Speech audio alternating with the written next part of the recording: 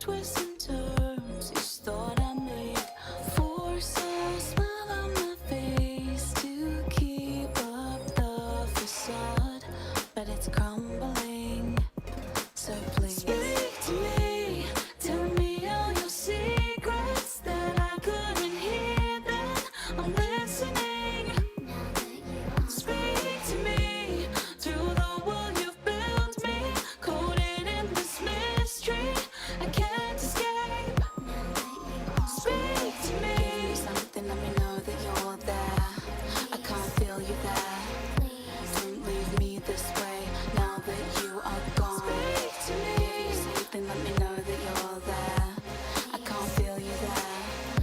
Don't leave me this way now that you are gone. Misstep, now it's all done. That bit, it felt so wrong. Cold shoulder leaving me freezing. One missing side is torn this to pieces. Cut up and thrown to the walls. Twisted tails, heard you fall.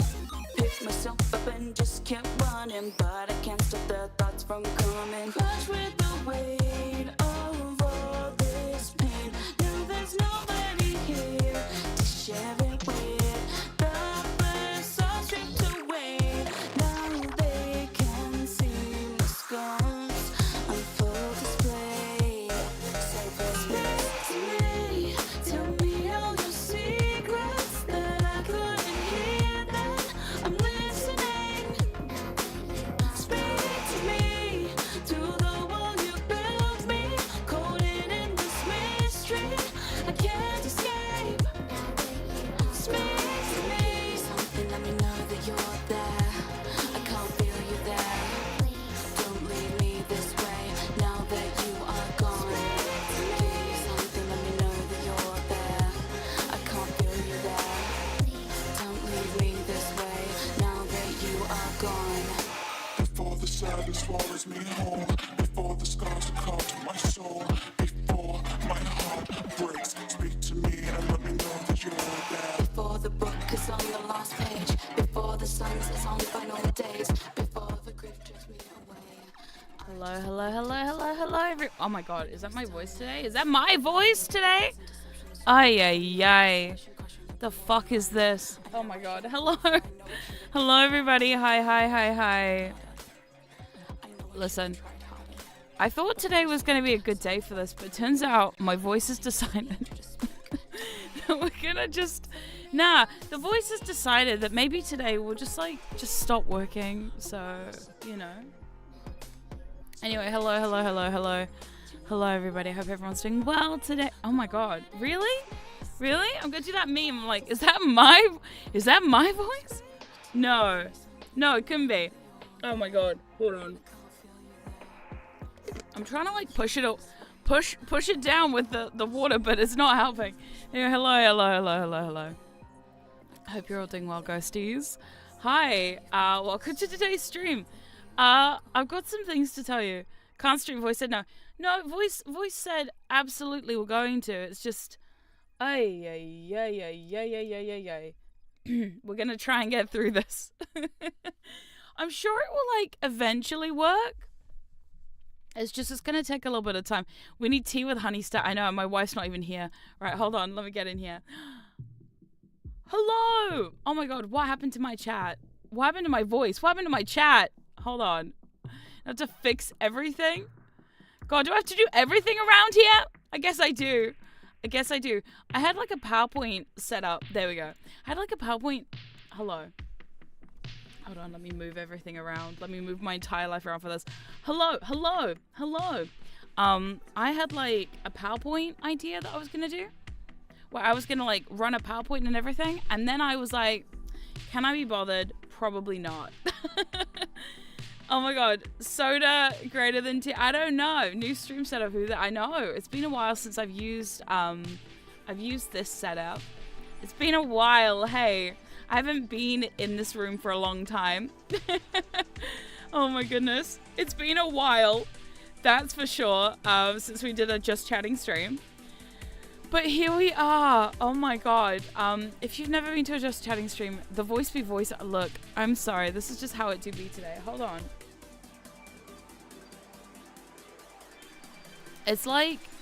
It's like the ultimate. Bring the PowerPoint. I can't. I lost it. I don't know where I don't know where I put it. All right. I lost it. It just happened to be. I can't find it. It's in my drive somewhere. I just don't know where it is. In like true like Norma fashion, not only am I losing my voice, but also I'm losing my PowerPoints and eventually my mind. So that's fine. That's the cats ate the PowerPoint. Exactly. Yeah, totally. Anyway, yeah. Welcome. Hi everybody. Hi. Good to see so many of you here, ghosties.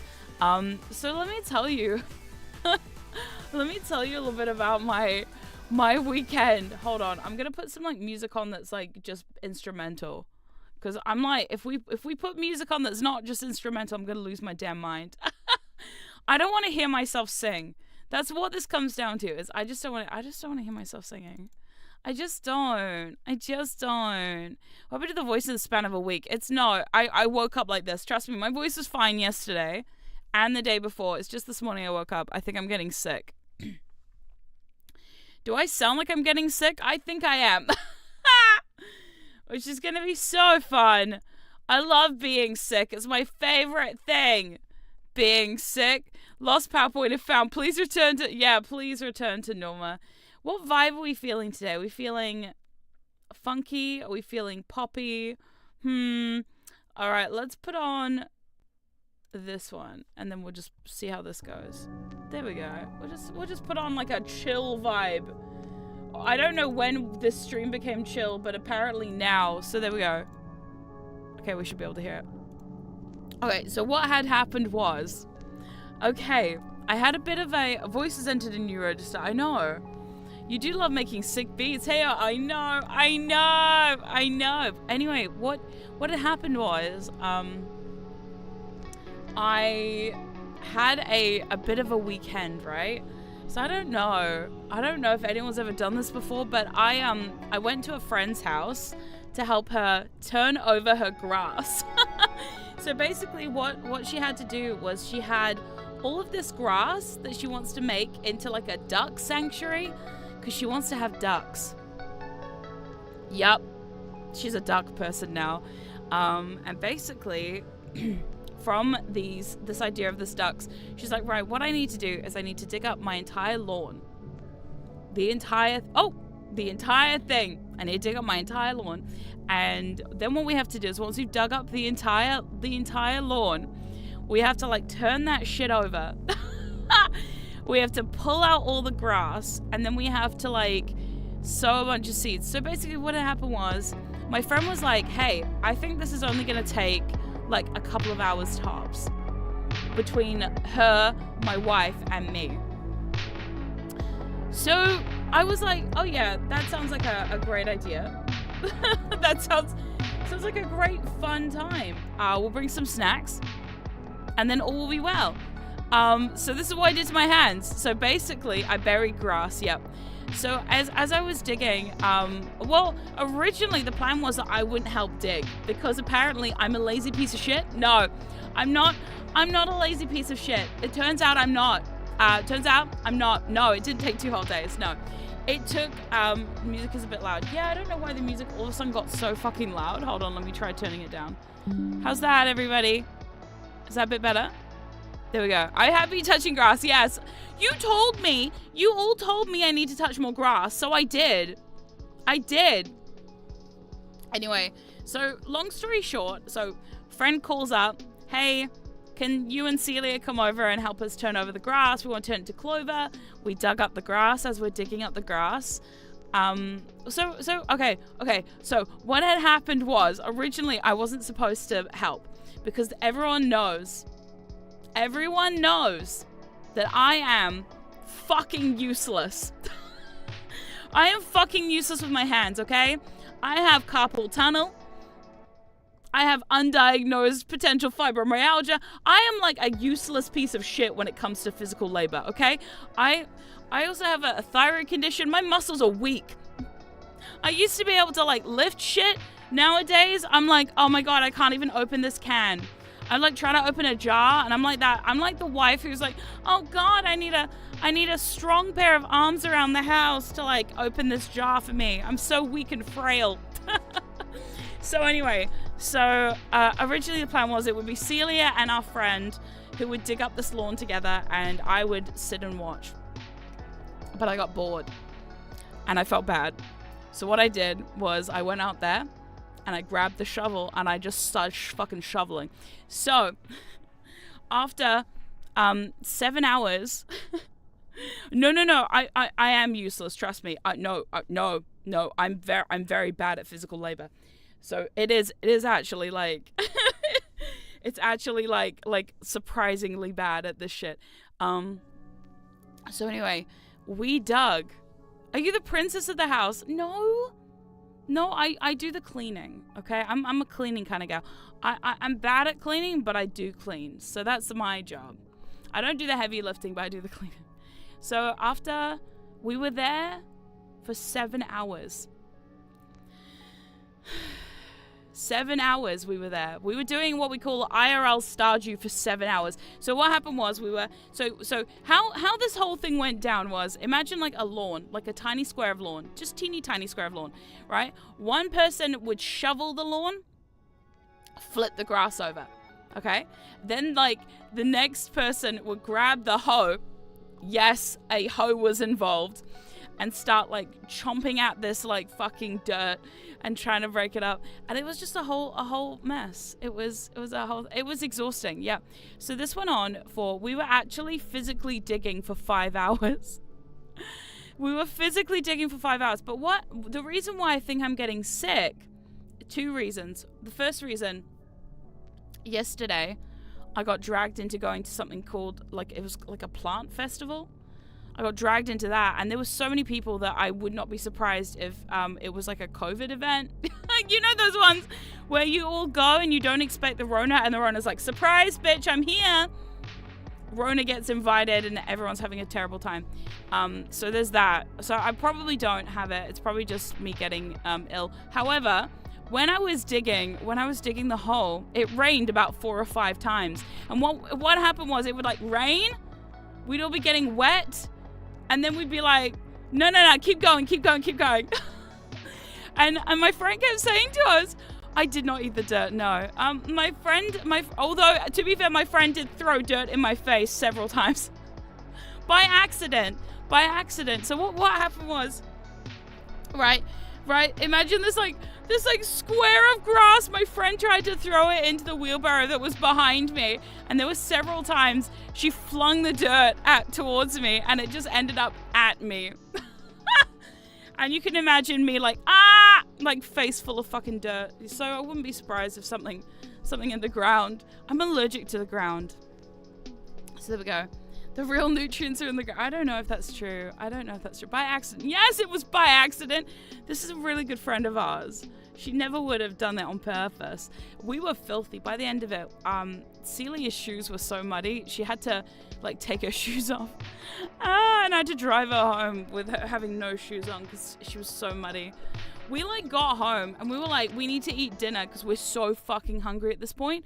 But we're both so fucking disgusting from the dirt, the rain, the sweat, just like everything, that we're like, we need a shower before we eat any food because I don't want to put any of this gross shit on the food. So like, oh man, no. So it was a lot. If anything, you can use this as a reason for never having to go out when you, yeah, exactly. Oh my God. So anyway, no, we did it. I'm very proud we did it. We got lots of pictures of us digging this fucking hole. Making a mound of dirt and then having to rake it out. But anyway, so that's the reason my hands are fucked. Actually, my hands are feeling a lot better today. So for people who don't know, I have this thing called carpal tunnel, which basically affects my hands. So my hands are, they get sore really easily. And the worst thing for it is actually gaming. My one true love, gaming. I know. It's sad, isn't it? That the one thing that I love doing the most, that's like my relaxing, comforting thing, hurts me the most. So that's why today I was like, fuck it, we're not doing gaming today. We're going to just take it easy. No Conker today. No. Conker's coming later. because I was like, hell no, I can't today. But anyway, yeah, so my voice was fine over the weekend. My voice was fine yesterday, and then I woke up today sounding like this. So I don't know what's happening. I think I'm getting sick, either from the rain or from the peopling or from, I mean, to be fair, I probably breathed in too many plants yesterday. Oh my god, Plant Fest was nuts. It was like the craziest fucking shit I've ever seen. I've never seen a bigger gang of plant people in my life, and I fucking hate nature. So here I am, surrounded by plants going, oh my god, I hate this. I hate this so fucking much right now. My mum bought a cactus. And the funniest thing was, okay, so we took my mum to this plant expo, right? And the funniest thing was watching my mum buy this very big pointy cactus. My mum loves cactuses, by the way. My family are like cactus families. I didn't buy flowers, but Celia did, because Celia is a plant gal. If you don't know this about my wife loves orchids. They're her favorite flower. It's like a whole thing. She has like a problem with carnivorous plants and orchids, like her two favorite things in the world. So my mom goes and buys this ginormous fucking cactus, and it's very spiky, and it's got these very, very, very thick spikes on it. And I'm like, okay, so how are we gonna get this home? She goes, I'll figure it out. I was like, okay. What kind of cat? I would call it like the OG cactus. You know, the kind of cactus you look at and go, that's a cactus. That's the kind of cactus she bought. You know the one. You know the one that you see in the movies, and you're like, that's a cactus. And it had like these giant, like white gray spikes on it, huge spikes. But anyway, the funniest part was, as we're walking out of the event, I'm holding one cactus that has no spikes. Norm's carrying this ginormous cactus with the biggest fucking fuck off spikes you've ever seen in your life. And we're walking out because she's like, there's no way we can carry this around the event and not like bump into someone and then like accidentally sproke them with this cactus. Let's go put it in the car. So we're walking around, trying to get out, and the problem is people walk very slowly, and my mum and I both have ADHD, so we're trying to power through this crowd, and as we're walking behind people, she like turns to me and goes, Norma, I swear to God, I hope nobody walks into this cactus. And I was like, it'll be fine, just say excuse me, just keep saying excuse me and keep walking. Mum, keep walking. Hurry up, Mum, keep walking. So she's like panicking at this point. We get our little stamp, because they have to stamp you so you can come back in. We get our stamp, and as we're walking to the car, all I hear is this child go, Mom! Is that lady holding a cactus? and the mum's like, yep, that's a cactus. And he goes, wow. Okay. As we're walking by, we're like, all right, that's cool. So, yeah. As we walk to the car, my mum starts getting really defensive about the cactus, and she's like, oh, you know what? Someone's going to have to carry this on the way home. So what we're going to do is Celia's going to sit in the back holding the cactus on the way home. And I'm like, there's no way that this can go wrong, right? There's absolutely no way this can fuck up, right? Celia having to hold this fucking cactus full of these ginormous spikes as we're driving home. Nah, no way. No way. Absolutely no way. No way this can end up wrong. So, I see her. She puts a seatbelt on the cactus like a child. She's very, very, very, very concerned about this whole cactus thing. So we go back, Celia buys some plants, we get to the car, everything's fine, except as we're driving home, I like turn to Celia, and she's like got like the cactus at arm's length, because she's so worried. No, it didn't go wrong, but she's like so worried it's gonna sproke her. It did destroy my mum's car seat though. Yeah, the seats of my mum's car is fucked. We watched the cactus like go into the car seat, and Celia had to like pull it off. It was a disaster, but it was fine. It all worked out in the end, you know. Oh, when there's a will, there's a way, I guess. So the eating kind or the normal kind. What kind of cactuses can you eat? Because I think these were normal. These were like the spiky kind. You know the ones. The spiky kind of cactus. It was not a small price. It was like $115 for a fucking cactus. It was a lot of money. But you know what? It was worth it. The funniest part was she found it and she was immediately like, I'm taking that. That's mine. Oh dear, lightly stabbed car seat. Exactly. Yeah, it's just a lightly stabbed car seat. There's nothing wrong with that, right? No way.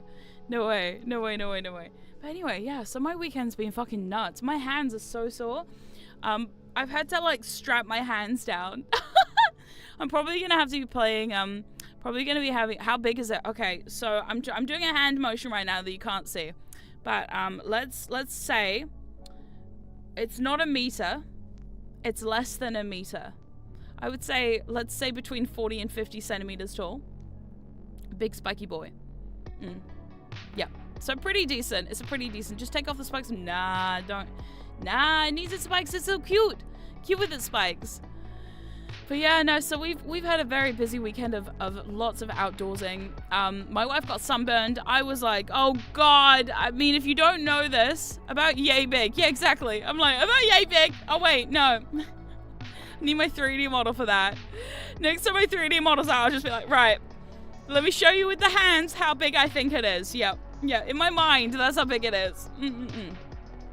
No, I was gonna say, so I've done so much naturing this weekend. Honestly, I've done too much naturing. It's like honestly, my worst fucking nightmare. This amount of naturing. Oh my God. Also refreshing to get measurements and metric. Is it really? Honestly, you could try and explain inches and feet to me and I probably would be very confused. We don't do that shit here. We don't do that shit here. Christmas cactus is beautiful. Yeah, I did see some flowering cactuses. Hold on. Let me try that again. Tired brain. Tired brain. Mouth can't keep up. Right, hold on. Let's try again. I did see some flowering cactuses, actually. Yay! Time to become a recluse now. Honestly, I'm already there. Yeah. Me leaving my house. Oh, never. Oh, dear. Do you know, this year... Oh, ghosties. This year is the first year I'm actually traveling for Christmas. I still can't believe I've been conned into this shit. I still cannot believe that this is like the first Christmas in years too that I'm not working. You know? I'm so used to like streaming around the holiday season, you know? I like it. I don't know what it is about live streaming around the holiday season. I don't mind it. I find it quite fun actually, you know? I'm a workaholic like that. I'm the kind of person who's like, oh yeah, everyone else is taking a break. Nah, what's a break? So this is the first year I'm actually having to like take a fucking break and not work over the Christmas period because I'm going to be in Australia for the second time this year. I'm so thrilled. Your social battery about to explode. Listen, people are very lucky. People are very lucky that I am an extroverted introvert or an introverted extrovert. I don't know. I'm both. I'm an ambivert, right? And as an ambivert, I have my moments where everyone like looks at me and is like, oh yeah, she's an absolute extrovert and she's like killing it out here socially. Meanwhile, I then need to take like a whole day off to play Stardew Valley in my room by myself. You know, like it's like there's layers to the shit. You might get to see another quokka. I've never seen a fucking quokka. I only saw that Lego quokka, and honestly, Lego quokka was so cool. So cool. If you don't know what a quokka is, I am not going to show you. Unwilling to do it, because it's not unwillingly do a Christmas karaoke. I can't. I won't be here. I'll be away. I'm leaving here on around about like I think just before Christmas, and then I'm coming back on Boxing Day. I'll probably have lots of stories on how was it traveling on Boxing Day for you when I come back, because Boxing Day travel is going to be a fucking shit show. I can tell you that now. Yeah, it's going to be a drama, but who cares? It'll be fun. Living dangerously Australia twice. I know, right? This is the most I've been to Australia in a really, really long time. I don't want to make a habit of it either. I'm sorry, Australians, but it's too hot. It's too hot. All year round, it's too hot. I went to Australia in like winter and I found it too hot. It was like dead of winter. It's too hot. Didn't like that. No, didn't like that at all. Hope the travel gods are kind to you, but thank you, me too. Me fucking too. Holy shit. Otherwise, I'm just gonna end up in like lost somewhere in Australia. It'll be fun. Airline Price is about to get the Boxing Day surcharge. I know. This is why you book ahead. Well, it's Boxing Day. Boxing Day is the day after Christmas. It's the 26th. Yeah. I'm not sure if they do it all over the place, but Boxing Day here is, the day after Christmas. It's technically like, imagine Christmas Part 2 Electric boogaloo. It's bad. I mean, Australia is a desert. Exactly. Yeah, it's summer down there right now. Got snow up here. It's great. Oh my god. See, I'm so jealous. I want snow. I want snow. I don't get to see snow. That's not in my cards, right? I never get to see snow. I think I've seen snow here in New Zealand once in my entire time of living in New Zealand. And I've lived here for like, oh my god, a fucking long time. I think it's been like, what, 20 something years, 22, 23 years. 23 years I've lived here and I've only seen snow once. Oh my god, I think it's a Commonwealth thing. We get that here in Canada too. Oh really? That's interesting. Yeah, no, so here the day after Christmas is just as much of a holiday as Christmas itself. So yeah. Oh, there we go. I see. Doesn't New Zealand have great skiing places though? Yes, it does. But I've never been down south, and the only time I've been to the snow on the North Island I was like 10 and we went for a Girl Guide trip to Mount Ruapehu. Mount Ruapehu tends to be where all the snow is at. Yeah. So yeah. Oh my goodness. I should be doing stuff. I decided to be here and say, well, welcome. I'm so glad you chose whatever the fuck this is. Oh dear. But yeah. So it's going to be an interesting time, that's for sure. Very, very much an interesting. Bit of a Black Friday thing here. See, we just started getting New Zealand didn't used to seriously get into Black Friday until recently. And now the stores are like, yeah, the stores really want to make Black Friday a thing. But we're like, is it a thing? Okay, it's kind of a thing. We like a good sale, you know. But yeah, no. It's, there's like one place in Australia with snow. Really? Oh my god. I'm surprised there's any place in Australia with snow, to be honest. Like, Australia is so hot. It's just, even in winter, it was like 23 degrees or something. And here's me. Like, everyone's got their heaters on. Oh, when I went to Perth. Okay, so I'm in Perth. Well, it actually started in Sydney. Went to Sydney in winter this year. And as I'm walking around Sydney, I'm like, oh my god, this is getting bad. This is getting very, very, very bad. So we're walking around. It's like 23 degrees Celsius, by the way, not Fahrenheit. We don't do that fucking Fahrenheit shit here. So it's like 23 degrees. We're walking around, and I'm really hot because in New Zealand, winter is a lot colder than that, and I'm used to cooler weather. So I'm like, I'm like walking around, and my wife and my brother-in-law were like, hey, let's go into this museum. And I was like, okay, cool. So we're about to hit the museum up. I walk in there. They're blasting their fucking heaters. I walk in there. I'm like trying to breathe. And I'm like, can't breathe. It's too hot. So I walk out. My wife doesn't even notice I've walked out at this point. 5 minutes later, she comes out. She's like, what are you doing? And I'm like, I can't. I literally cannot be in there. She's like, why? I'm like, look at me. I'm dying of heat stroke in the middle of winter. It's too hot. So no, I didn't love it. I didn't love it. So I was like, no. I said to them, I was like, if you guys want to go do the museum, you do the museum. I'll wait for you out here. I'm like, I don't give a shit. It was hotter inside. It was, the heaters were blasting. It was like 2 p.m. in the afternoon. They had the fucking heaters going. I'm like, nah, I can't do that. I'm walking out. I'm like, no. No. I don't know. It's pretty hot for, thank you. Here in New Zealand, our winters can get down to like, I mean, we don't often get negative, but like we sometimes do. Yeah. So like, I don't know. I was not having it. And of course, like in true Norma fashion, I only pack my winter clothes, but of course my winter clothes are all like wool and layering. Too hot for Australia, it turns out. So next time I go to Australia, I'm just taking all my summer clothes all the time. So there we go. An igloo bonfire and a Christmas tree for the, oh my god, cute, very, very cute. See, we don't have a Christmas tree.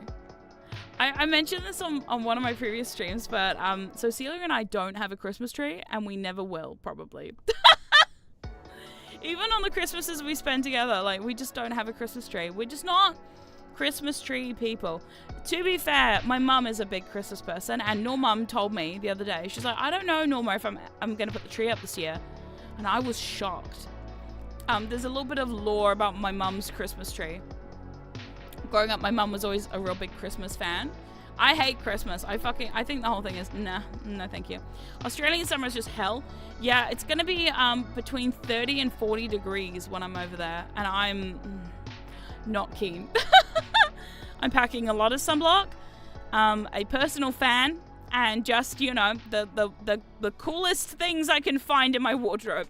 That's all I'm gonna take with me, because I'm not excited at all for like this hell on earth that's going to be like balls of fire. Oh, it's gonna be terrible, but it's fine. I'll survive, I'm sure. But yeah, so is it Christmas to say some mutual feeling with you? So yeah, both Celia and I are both like, so I'm like I just don't like Christmas very much.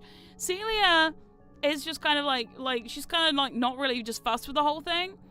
I guess it comes down to like we're both a bit like blasé and lazy when it comes to Christmas stuff. We're both like But so my mum, for the longest time, my mum had like a big obsession with Christmas. And I remember growing up, we still have to this day, my mum still has a Disney tree. I'm not joking. She has a Disney tree. So when I was a child, we were very, very lucky that we lived in the UK. Because if you know anything about geography, you know that if you hop on a boat or a small plane, you can get to France pretty easily. So what we would do is we would go to France and we would go to Disney in France. And it was very cool.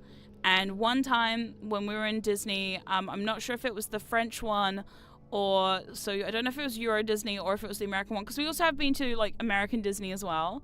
I'm that lucky. This is where my love of like theme parks came from, even though I'm fucking scared of animatronics and roller coasters. So yeah.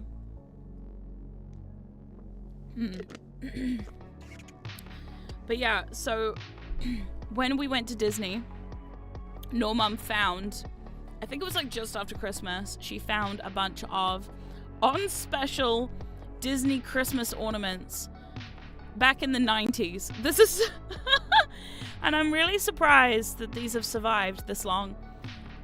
So basically every single year she had a Disney themed tree covered in these Disney ornaments that she bought on special at the Disney shop at Disneyland. And a lot of them have like missing limbs now, because what would happen is like a dog would knock over the tree and then like one would like lose a limb. So like some of them are like glued together, some of them are like fine. A couple years ago I did Norma a solid and I bought her some fucking new ornaments so we could update the tree. So I got her a couple of new ones like Lilo and Stitch. We didn't have that obviously because we're talking 90s Disney. We're talking Disney Renaissance Disney. We're talking Beauty and the Beast, the Mickey Mouse characters. We're talking Peter Pan and like Little Mermaid and Snow White and all of the classic Disney movies and not any of the new stuff. I also got her Roger Rabbit one, which she really appreciated, which I was like, hell yeah.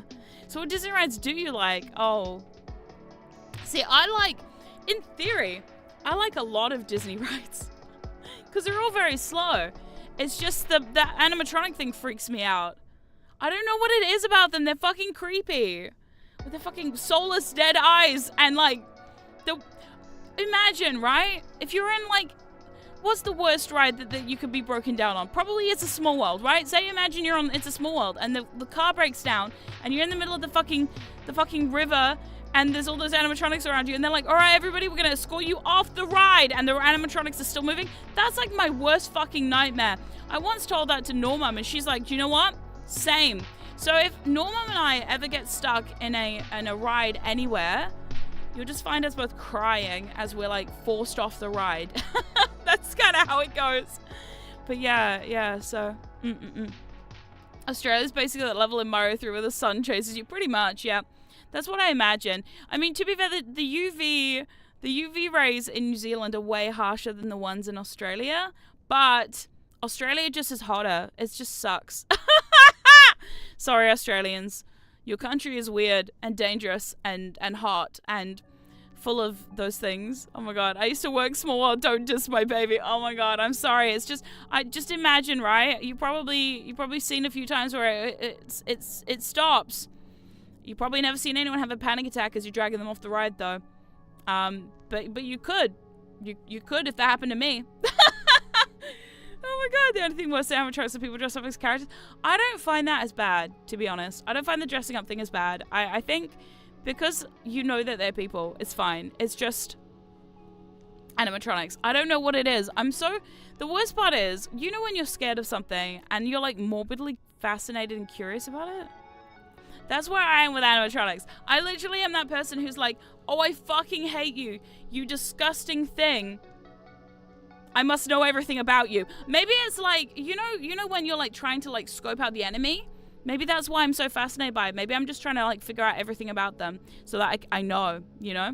I see people jump in the water whenever it breaks. Really? God, I hate that. Oh, I hate that so much. But yeah, maybe it's like a weird like survival instinct kind of like, if you're gonna take me down, I need to know everything about you so I can get there first. Yup. Oh dear. I remember back in the day, people really wanted, because Secret's also scared of animatronics, wanted Secret to play, what is it, Security Breach? Oh god. Five Nights at Freddy's is not happening. No, I'm not ready. I knew someone was going to bring up Five Nights at Freddy's. No, I'm very bad at Five Nights at Freddy's. I played it once. I played Security Breach. I did not like it. No. Wasn't keen. And that's not just because the game is bad, but bumch. That's not just because the game is bad, because obviously the game is also bad. But the animatronics, no, I don't think so. Animatronics are going more realistic on the new rides. I don't know if that would freak you. Yes, okay. There's a video out there I'm going to tell you about. This is like my worst fucking nightmare. And I don't know why more people don't talk about this, but I'm going to tell you about my worst nightmare. Okay, ready? So there's a video on YouTube. Oh my god. There's a video on YouTube of Pirates of the Caribbean. Okay? So basically how this goes is Pirates of the Caribbean decided to add Johnny Depp to the ride. Now this sounds like a really great idea, but what they decided to do for opening of the ride is they invited Johnny Depp to ride the ride, and then what they did was they stopped the car and they allowed Johnny Depp to get out of the car, go up to his Jack Sparrow animatronic, and look him dead in the fucking eyes. He's literally like inches from his face. They're looking at each other, and there's one moment where they both turn to look at each other right in the eyes. That moment, I'm like, oh my god, no! No! Oh my god! Oh my fucking god, no! No! No! No! No way. No fucking way. No, fuck that. Fuck that. Fuck that noise. Absolutely fuck that noise. Yeah, that's where I lost it. So, yeah. I couldn't believe it. I was like, are you serious right now? Oh, it's freaky. It's so freaky. And it looks just like him. It's ready to climb out of that barrel and replace him in real life. I know. It's like, I don't know how Johnny Depp felt at that moment when he looked dead in the eyes of his soulless, lifeless animatronic counterpart. But I don't know what it must have felt like. But it must have been horrifying. And to me, that's like the worst thing I've ever fucking seen on the internet. You know, you can keep your creepypastas and you're like, whatever the fuck that is. That is like my ultimate, like, nah, no thank you. Literally being a 7-foot tall animatronic that looks so real. I know, it's so scary. I don't like it. I don't like it at all. Nope. So yeah, no, animatronics are not my thing. I don't like them. I don't like them at all. And it's funny because I think being at a theme park, I love going to theme parks though. I don't know why. I'm like, again, like I was useless digging that hole. I'm useless at theme parks. What do? I sometimes go on rides because I hate roller coasters too. Roller coasters are just the worst. I don't trust them. I've seen too many videos where somebody accidentally like gets taken out in a roller coaster accident, and ever since then I'm like, is this just cats? It makes no damn sense. Yeah, it was gonna be just cats, but I lost my PowerPoint. So instead of just cats, imagine just chats. Maybe I should just name it to just chats.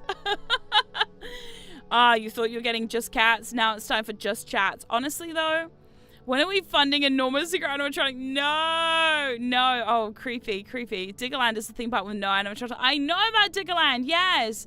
I've got plans that eventually, if I ever go meet my British friends, we'll probably go in and meet up with them at Diggerland. Diggerland is a place, for people who don't know, it's a theme park where all of the rides are retired like digging equipment. Yep, like diggers and things like that.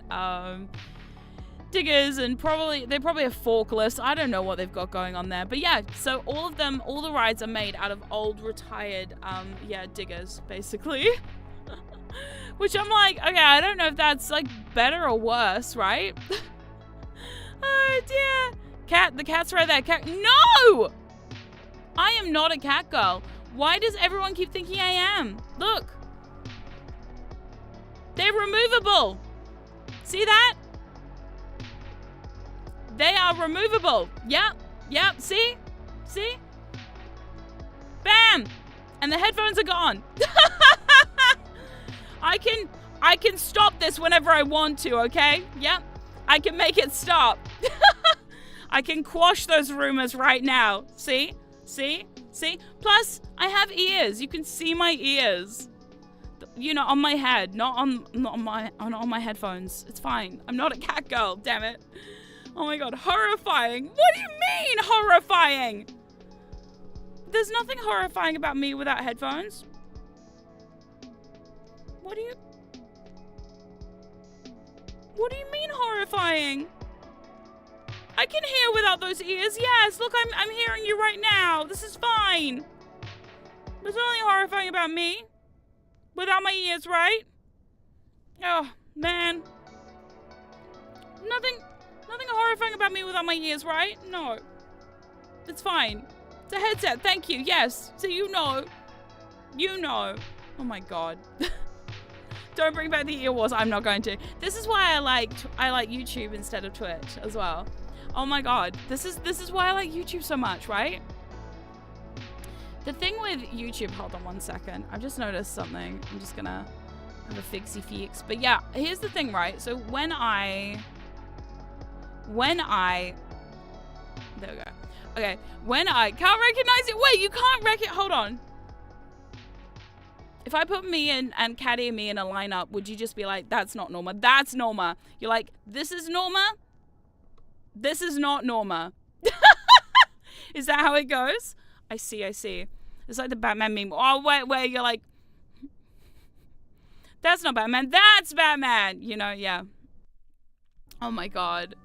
But I was gonna say, like, this is the thing. Oh no, I've forgotten where I was going with this. God damn it. See, you distracted me for too long. Now I've lost the plot. Damn it. Oh my god. Oh my new head who dis. Oh no. That would be a collab. Incognorma. What the fuck? So if I want to not be recognized in public, I'll just take this off. And then everyone's like, wow, that's just a normal looking girl. Like Perry the Platypus without the fedora. Yep, exactly. You get away with the crime. So I can get away with crimes now. Twitch versus YouTube. Thank you so much. This is why I like YouTube so much, is where I was going. Where did Norma go? Oh, there she. Oh my god, stop. You guys are so silly. You know that? So fucking silly. Look at all of you. Oh, ghosties be so silly. Yeah, I was gonna say I do like YouTube better because right, okay, back in the ear war days, right, when people used to fight for ears versus no ears, on Twitch, you'd be like, oh, I'm gonna make it a redeem, because you know, then people can like, who's this new streamer? Oh my god, you know, like you could like have that as a redeem. Not here. Now fuck that. YouTube says no, thank you. Oh my god, nope.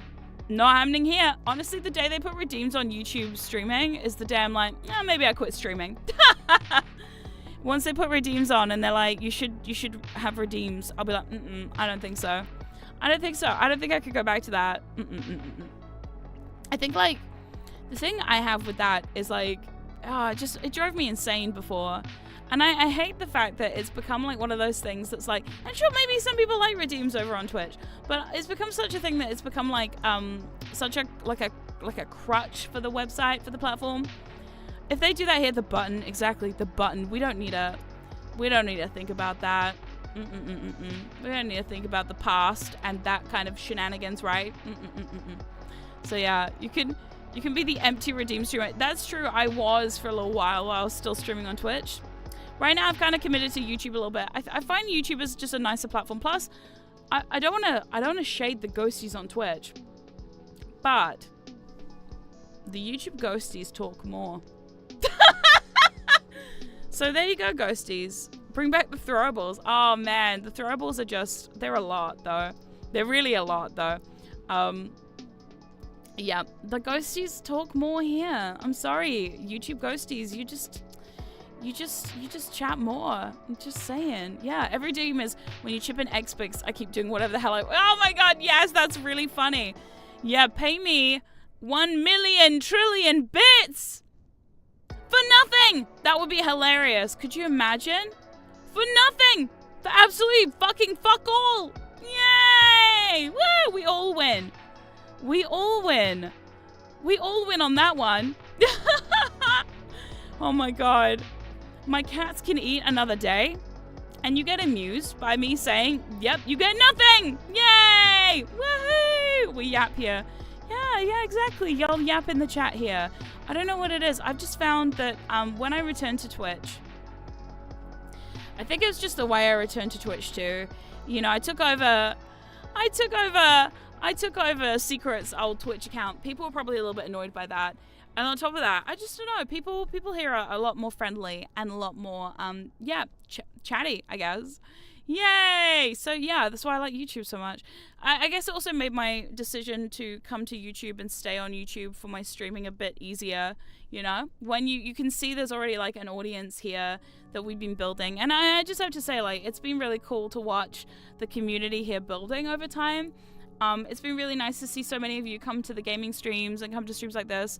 And just be like, you know, active and sure, like, I'm not saying that everybody has to be active and chat all the time.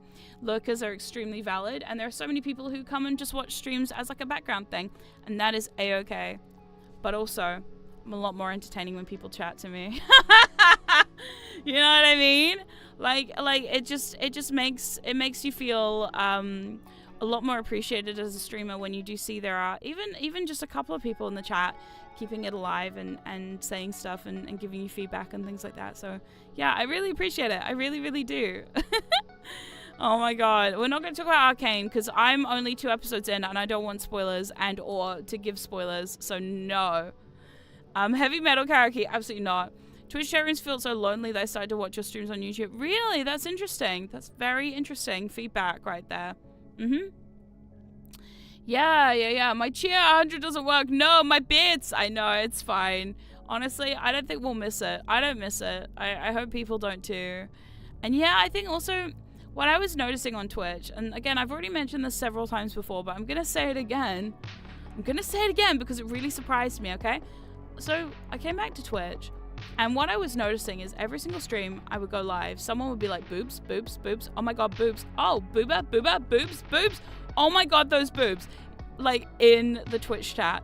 I don't know what it was. YouTube chat would be like, hey, let's talk about the game. We're just gaming. We're chilling here. Twitch chat, boob, boob, boob. Oh my god, boobs. Holy shit, tits. What the fuck? They're so big and round and out there. And I'm like, stop! Stop talking about them. What the fuck? It just got weird. It just got so fucking weird. And it's like one chat. Imagine if you got like 2 parties happening at the same time. One, everybody's like chilling and having a good time. We're all dancing. We're all having a... The other one is just like everybody's staring at a pair of tits. That's what it was like. So like, I was like, nah, I don't like that. So, I think YouTube has something to do with that. I think YouTube streaming also is better for me because, you know, do you have to make your monthly booba PSA? I know. I've been missing that, you know?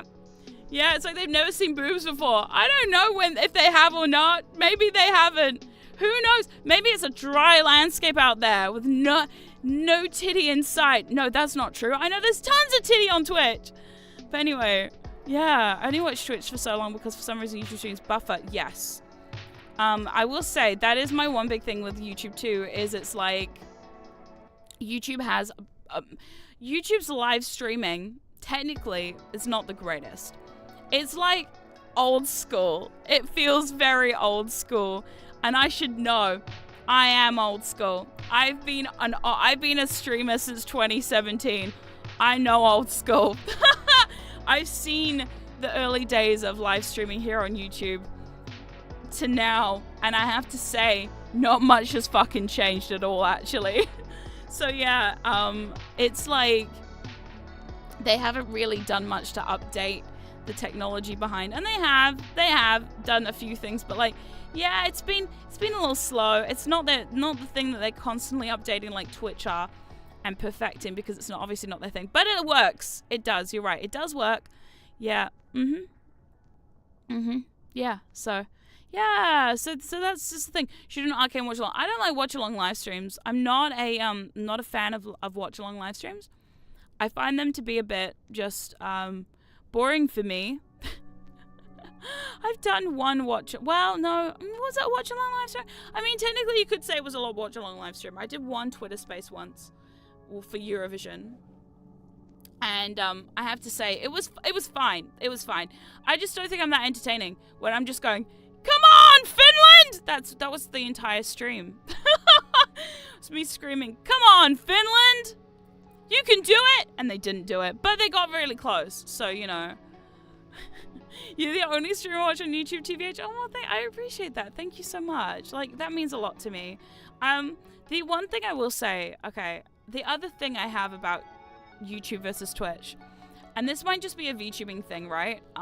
If you're a VTuber who streams only on YouTube instead of Twitch, or doesn't stream both, can vouch. Yeah, Double Grinch is like, I was there. I know. It was the year that Finland came second, and they got very close to winning, but they didn't win, and they were robbed, queens, robbed. Anyway, so the other thing I will say about being a VTuber in particular who streams over on YouTube instead of Twitch, there is a bit of a lack of community in terms of like VTubers over on YouTube instead of Twitch. So this is going to sound a little weird for people obviously not in the VTubing sphere, but if you are a VTuber fan, you might understand this. But basically, there's a huge obviously culture of like raiding and culture of like support over on Twitch for VTubers and things like that. So I find that when I was a Twitch streamer, especially way in the early days of VTubing, there's a lot of like VTubers would connect with you over on Twitch because you were also a VTuber. So there was a lot of this camaraderie of like, you're a VTuber, I'm a VTuber, let's be like VTuber pals from afar kind of thing, which you don't get on YouTube. YouTube feels a lot more like isolated. It feels like, you know, you have your channel and then that's it. All of my friends as well are Twitch streamers, and I find that because all of my friends are Twitch streamers, there's a little bit of like, and this is not a read to my friends, I love my friends are amazing. Are you a VTuber? I thought that's what all New Zealand people look like. Yes, all New Zealand people are anime women on the internet. That's exactly what happens here in New Zealand. Yep.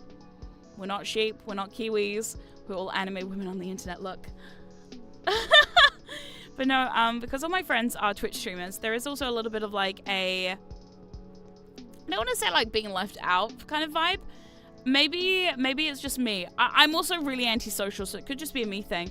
But I find that there's a raid system on YouTube. Yes, I have had YouTube raids before, and you can raid on YouTube. It's just harder to do.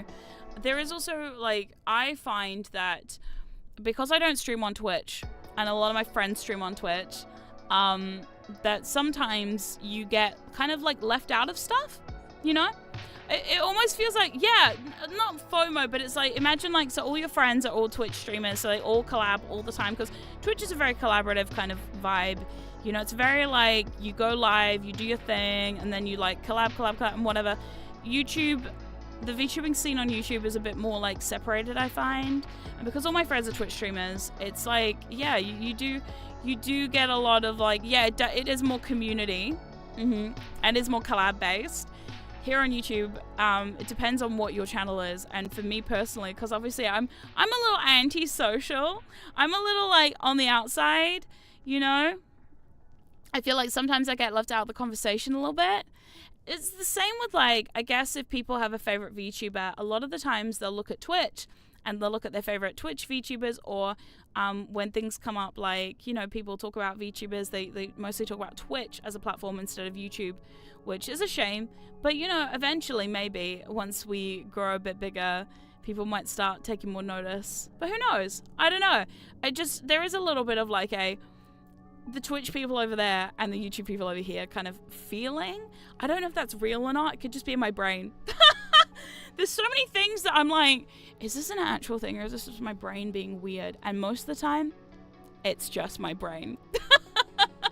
90% of the time, it's just my brain being weird. Yep.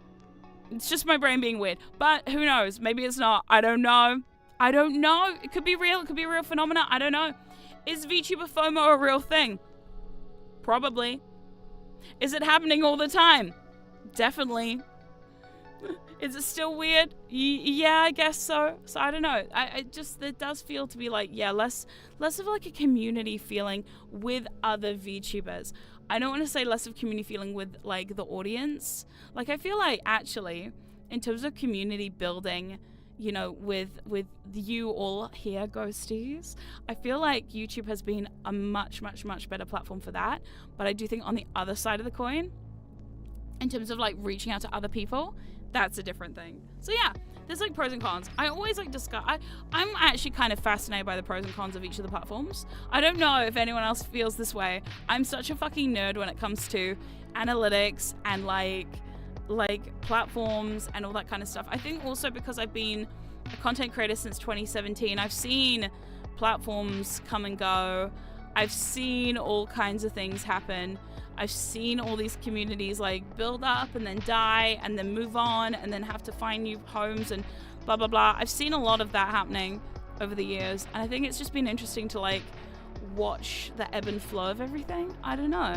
It really fascinates me.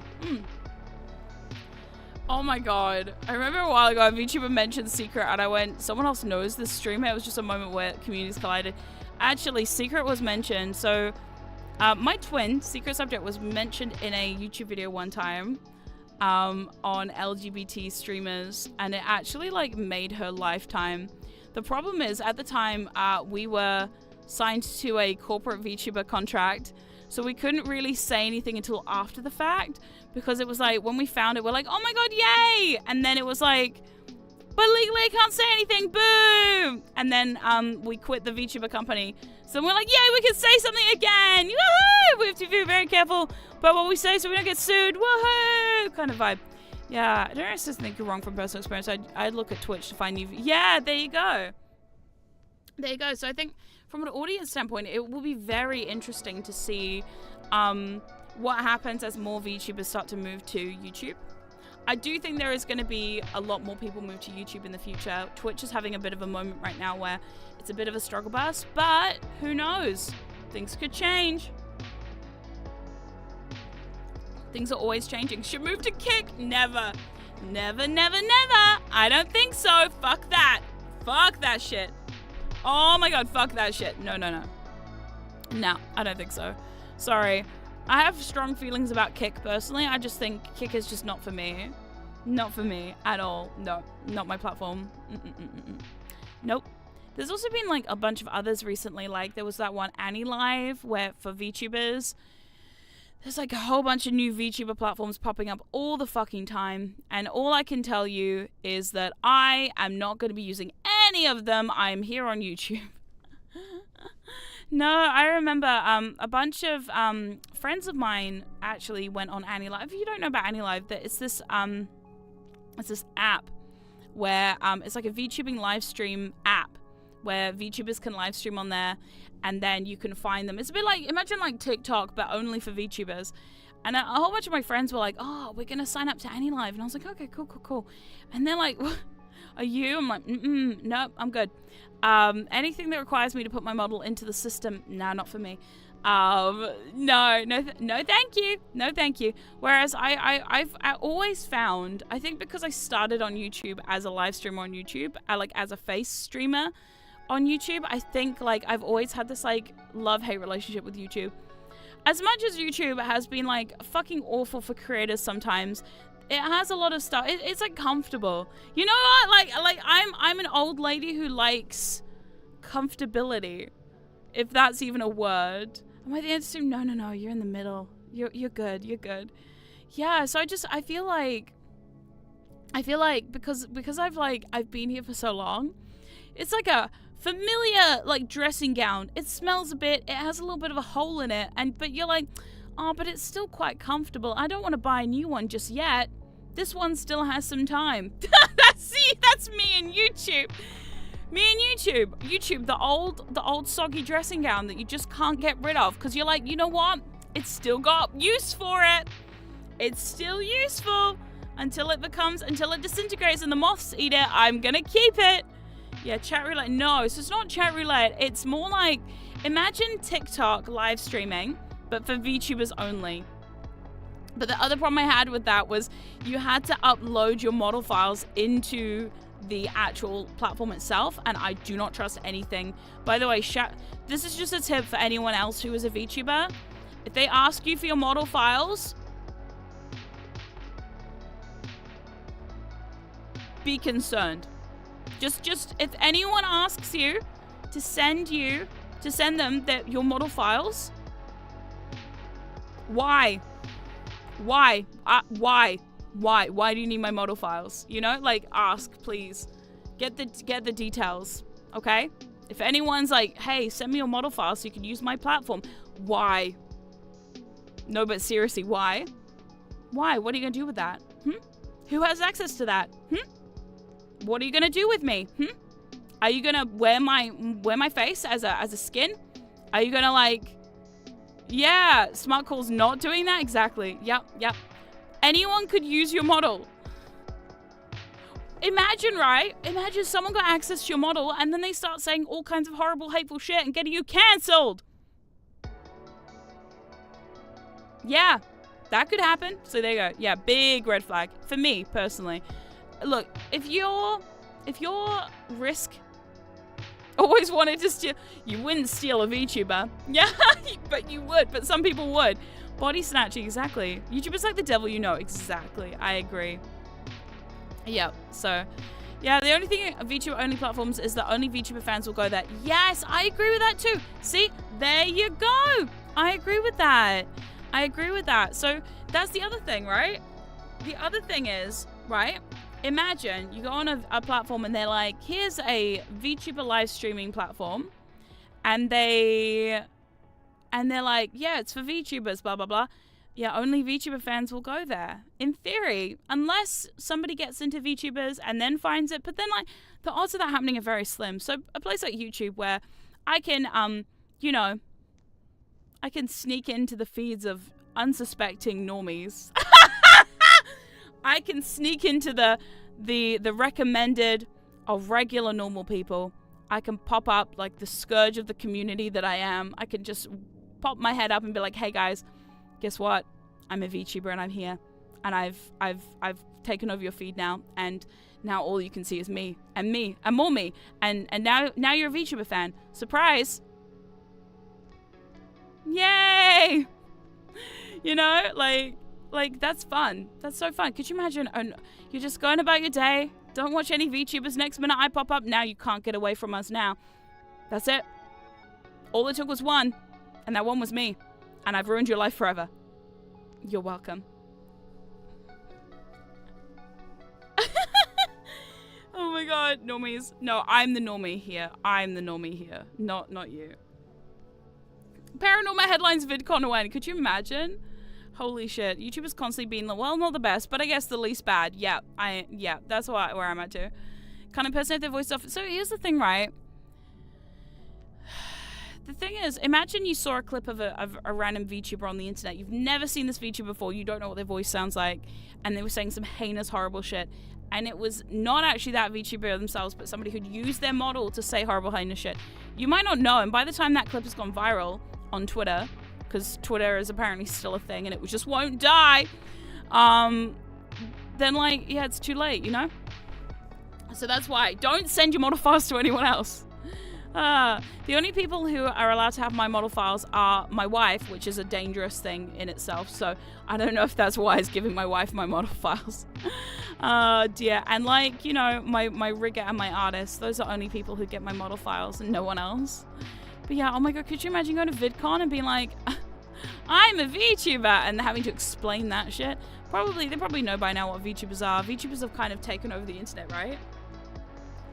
AI voices. I cloned my voice for a live stream once, and I can tell you, I told my speech therapist about it. So I had speech therapy on Friday after my live stream, and I told my speech therapist, I was like, hey, so I actually had one live stream where I cloned my own voice, and I used it as a text-to-speech for one live stream because I want to see the capabilities of it in case I ever lost my voice entirely. And she like looked at me and was like, are you fucking serious? And I was like, yeah. She's like, that's incredible. I said, and scary, because it was incredibly accurate. It was so incredibly accurate that some people didn't even know I was using a voice thing. And I was so shocked. I was like, how can you not tell that's not me? But no, some people were like, they heard it and they're like, that's Norma. And I'm like, really? Oh my God. The only people you share your model files with are people you're comfortable sharing your face with. Exactly. Exactly. Can't believe Celia hasn't pulled a prank yet. I'm surprised too.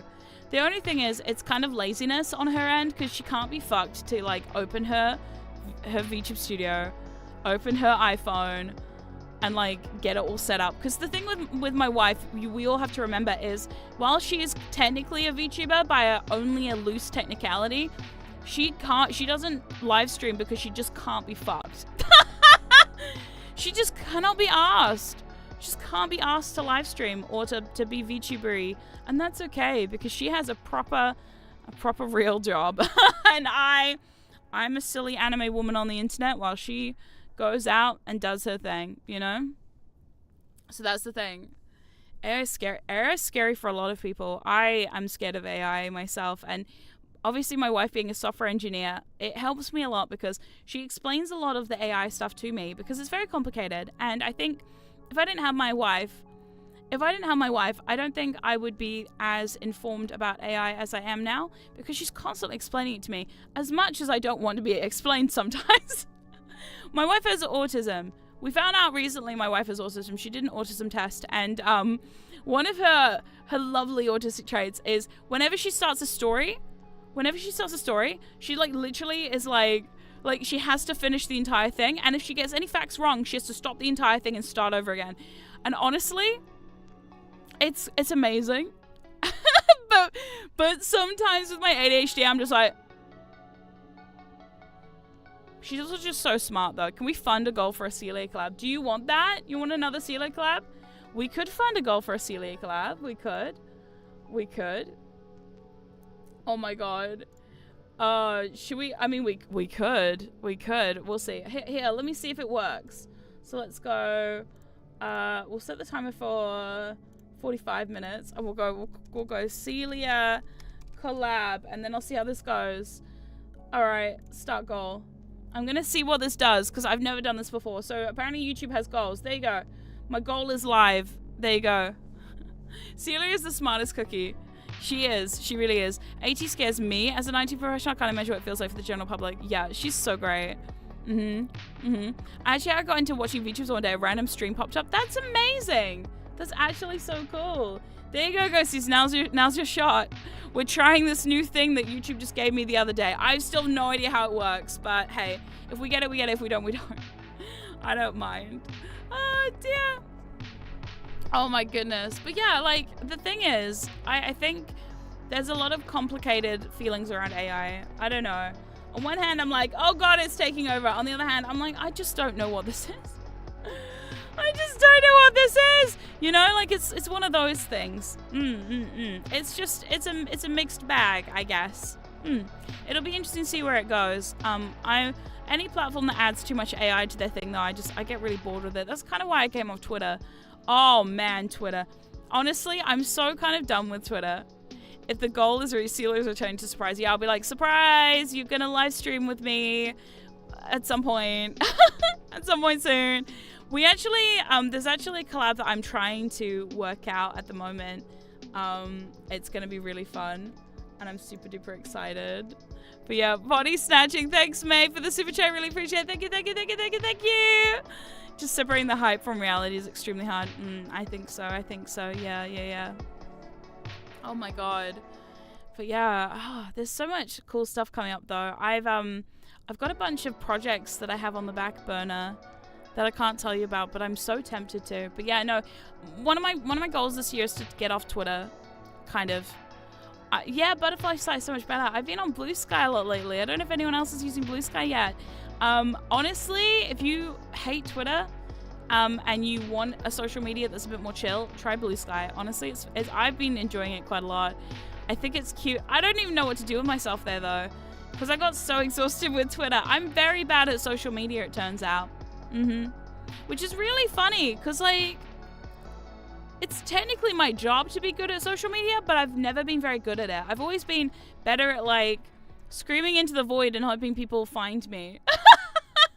You know when like you yell into the void and then sometimes the void yells back, and then we find each other, and then everyone's like, oh yay, we've built a community. That's how my entire career has been at this point since 2017. It's just been like, hey, I like this thing. Do you also like that? You know that Marge Simpson meme where it's like, I like this, and it's like holding the potato? That's me. That's me on the internet. My entire life on the internet has been like that. It's just been me being like, I like this thing, and then everyone's like, me too, and I'm like, yay, we found each other, and then we just do that. I still send my attachment to Twitter, but I know it's time to like, yeah, I think that's the only reason I've stuck around too. I think also when you have a small following on, whoops, I accidentally a whole community. Exactly, I tripped and fell, and here's like, oh no, oh no, it's a community now. Surprise, bitches. Here we are. This is my whole thing. That's how it's happened. Yeah. I think also the problem with social media these days is there's so many different places you can be. Like I've tried with Tumblr, I've tried with Blue Sky, I've tried with Twitter, I've tried all these things. But I think also the ones that I always go back to are the ones where I have people that I'm like, yeah, I want to see what they're doing too. You know, that's why I've been enjoying Blue Sky a lot more recently, because Twitter has just become a nightmare scene and I don't like it. But I'm also not the demographic for it, and it's never really been my thing. I was actually forced into Twitter when I first started my Twitter. It was kind of like, thank you, just Mitchie, do a flip. I am 2D. What kind of flip am I doing? Hold on, let me see. Can I even do a flip? Okay, ready? Okay. Ah! Oh my god! That was less of a flip and more of a barrel roll, but you know, I think we got there in the end. Oh god, there we go. Oh, thank you so much, Swirly Lexa, for the super chat. Celia Hype, also hope your hands feel better soon. Actually, my hands are feeling a lot better today. Now my voice is fucked. I think I'm just coming down with a cold though, honestly. Oh dear, thank you so much for the super chats. I really appreciate it. Thank you. Oh my god, maybe I should start threatening more goals. For other stuff too. The scream really sells it. Sweet flip. It's like a barrel roll, you know? Thank you. Sometimes an old girl can learn new tricks. And who said we couldn't? Oh, the shoes are cute. Have you never seen my shoes before? Hold on. This is how I get demonetized on YouTube, but it's fine. I'm sure we'll be fine for 2 seconds. So, for people I've never seen, these are my shoes. Look how cool they are. Oh, they bop around. Whee! Shoes. Yeah. I like my shoes. Hi. Oh my god. But yeah. Oh my god, if only this was bits. Sigh, here's my money. Thank you, Zine. I really appreciate it. Thank you. Oh my god. Wait, you like bits? Wait, why do people... Okay, tell me why. Why do you prefer bits to super chats? Tell me why. YouTube is not as good as Twitch in terms of bits versus super chats. Tell me why. I'm curious. Steppies? Oh, I knew it. Someone always, the second I show anyone my shoes, they always are like, steppies? And I'm like, excuse you, I am not your mother. I am not your mother. I'm not your mommy. I'm not your dominatrix. I'm not your mother. Why you want me to step on you? Oh my god, that's so weird. Why you want me to step on you? And then you're like, oh god, it's made it better and worse. Now she's also kink shamed me. Dollars at least you see what you're sending. That's true. I mean, I'm Willie Lynch to much Twitch. Honestly, yeah. I don't know. Bits versus super chats. I don't know what the difference is. I love your song Glitter Bomb. Thank you so much. I'm so glad you liked it. Speaking of Glitter Bomb, it is on Spotify. Please go listen to it. Right now, I've noticed all of the songs on Spotify. The favorites keep changing, right? Oh, I see. So you can like put money onto Twitch each month, and then like on YouTube, it's more like you're sending the money, not the kink shaming. Yeah, the accidental kink shaming. Steps on you in an unsexy way that kind of hurts. Yep, exactly. Probably should be wanting steppies from your mom either. Probably not, but I don't know what these VTuber fans are into these days. Okay, listen. Just big sister type shaming and disgust. Oh my god. I think too, like, I know it's a different system that they have on Twitch than they do on YouTube. I don't know. The whole thing weirds me out. I don't understand any of it. I'm such an old lady. This is why Celia has to fix a lot of my stuff for me, because I'm just like, I don't get it. I don't get it. I got it to a point. I used to be known as someone who was good with computers. And then that kind of like, it like gets to a point and then you peak and then you're like, I am too old for this now. You know when like you're good at tech and everyone's like, oh, you're so good at tech and you're so good at this and you're so good at that and blah, blah, blah, blah. And then all of a sudden you wake up one day and you don't understand the lingo and you don't understand what's going on and you've seen all the updates happening and they're pinging at you and they're overwhelming you in your face and you're like, I don't understand anymore. Oh my God, I'm old. That's where I'm at. All I know is Bits used to summon to Gembot. Oh, that's a secret thing. That's Secrets thing. I don't have that around here. No. Here we used to have Barry, but Barry is too temperamental. I don't get him out that often these days because he was too temperamental. If you don't remember Barry, or if you do remember Barry, I should say, you are an OG. And I'm glad you stuck around despite the deafening screams. I'm surprised you can hear by now if you stuck around, but you know, that's fine. I usually buy Bits on Twitch and I spend it slowly. Oh, interesting. Okay, I didn't know that. You see, look, me with streaming stuff like that, I'm like, I don't know what that is. I'm like one of those people. Barry, I know. Who's Barry? You clearly haven't seen my lore video. Go watch my lore video. Go watch my little video, and then you can be caught up. It's only 30 minutes. I'm sure you'll be fine. You can survive the whole thing, or you can skip ahead and just get the gist of it. I'll be fine. Get like the whiff of the album, you know. Somehow I'm still around. It must be Stockholm syndrome. Yeah, exactly. I've locked the door to the basement years ago, so everybody can't get out. But it only goes one way now. The door only lets people in. It doesn't let anyone out. That's the thing, right? The door to the basement goes one way. You can get in, you never leave. That's how we operate around here now. Oh my god, Barry is the Flash, if I remember. I haven't watched the lore video. Oh my god, go watch the lore video. Listen, I'm not gonna shame you for not watching the lore video, but if you haven't seen my lore video, go watch my lore video. It was so long and expensive. And it's the biggest, most expensive project I've ever done. And you know what? I have zero regrets. The stream's momentum on Twitch is often dictated by the chat's interaction, whereas YouTube, it feels like the streamer has more control over the I agree so much, yeah.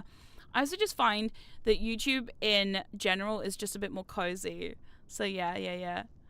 Oh dear. Non-be Barry. Oh my god. There's no need to lock the basement anyway. That's true. Nobody's leaving. They're just gonna stick around. The thing is, I've mastered the art of distraction. When somebody wants to leave, you're just like, oh, look over here. And then they're like, well, I'm engaged now. And you're like, yeah, you are. And they're like, I can't leave now. You're like, exactly. That's how it goes. That's exactly how all this stuff goes. Genius. It's my genius marketing strategy of just being fucking engaging, or trying to be fucking engaging. Sometimes it backfires on me and I become the most boring person ever because I realize I don't leave my house enough to be that interesting, but just interesting enough, you know? I need to leave the house more often, but like also I just can't be bothered. And that's just where we're at now. It's like a Stargate portal. Keep jingling the keys. Exactly. Master key jingler. I keep hearing the jingling of the keys, but I'm like, I do feel like there's also less jingling of the keys required on YouTube than there are on Twitch. Again, is that a read or a fact? I don't know. You tell me. So how was your day? Hold on one sec. Oh my god. I'm trying to drink water. Oh, okay, there we go. Whoa. Grass stories. Stories about grass. Yeah, exactly. Grass stories. Stories about grass. I'm actually doing okay today. So I woke up this morning. Yesterday I was in a lot of pain because my hands hurt from digging a hole. And if you missed out on the digging the hole, scroll back to the beginning of the stream, and then you'll hear the entire story about me digging a hole and being a useless fucking person. I'm very not good at digging holes. My hands were very sore. This morning I woke up, my hands weren't as sore, but then also, like, my voice broke. So literally my voice started breaking and cracking, and I'm not doing very well, so yeah. You was listening to a story about you digging grass. We'll listen to anything. Yeah, I'm surprised. What happened to your hand? Yeah, I dug a hole. Yeah. You couldn't leave any time, but why? I just sit back and say, never mind. Diggy hole. No, don't diggy hole me. No. Yeah, I dug a hole, okay? The digging was not a joke. I dug for 5 hours. There's nothing funny about that. Ain't nothing funny about me digging for 5 hours and then being very sore. Nothing funny about that at all. I'm very serious about that. That's that's like the most serious part of this entire live stream. Everything else, no, not very serious. That, incredibly serious. I take being outside very seriously. A lot of sunblock was applied. I also drank 1 can of Coke. And can I just say, I don't know if anyone else feels this. It was like the hit film holes. Yeah, except we didn't dig anywhere exciting. It was just like, if it was 7, no. So the whole thing was 7 hours. But we were digging for 5 hours straight. Yeah. Which is very hard for a bunch of queer people. Can I tell you, digging a hole for 5 hours straight, as queer people, is so difficult. So fucking difficult. Holy shit. What the hell were you planting? Yeah, clover and wild seeds. Wild seeds. We were doing what we call a Stardew Valley in real life. It happens sometimes. Stardew Valley in real life, it does happen. And can I just tell you, Stardew Valley lied to me. Stardew Valley lied to me.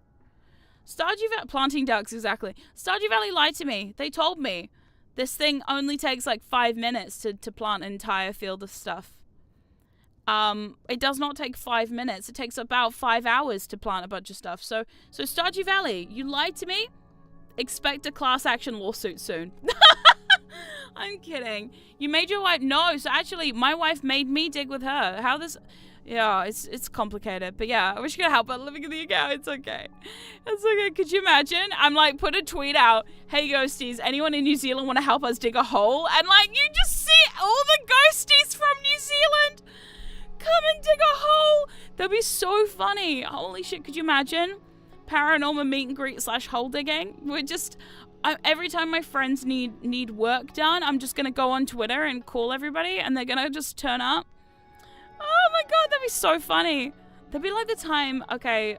So for people who don't know, Secret Subject used to go to these like conventions, and what she would do. Secret Subject, my twin, by the way, if you don't know her, she would go to these conventions, and every time she would tweet like, "Hey, does anybody know where I can find these chocolates?" And what would happen is someone would buy them and bring them to the event.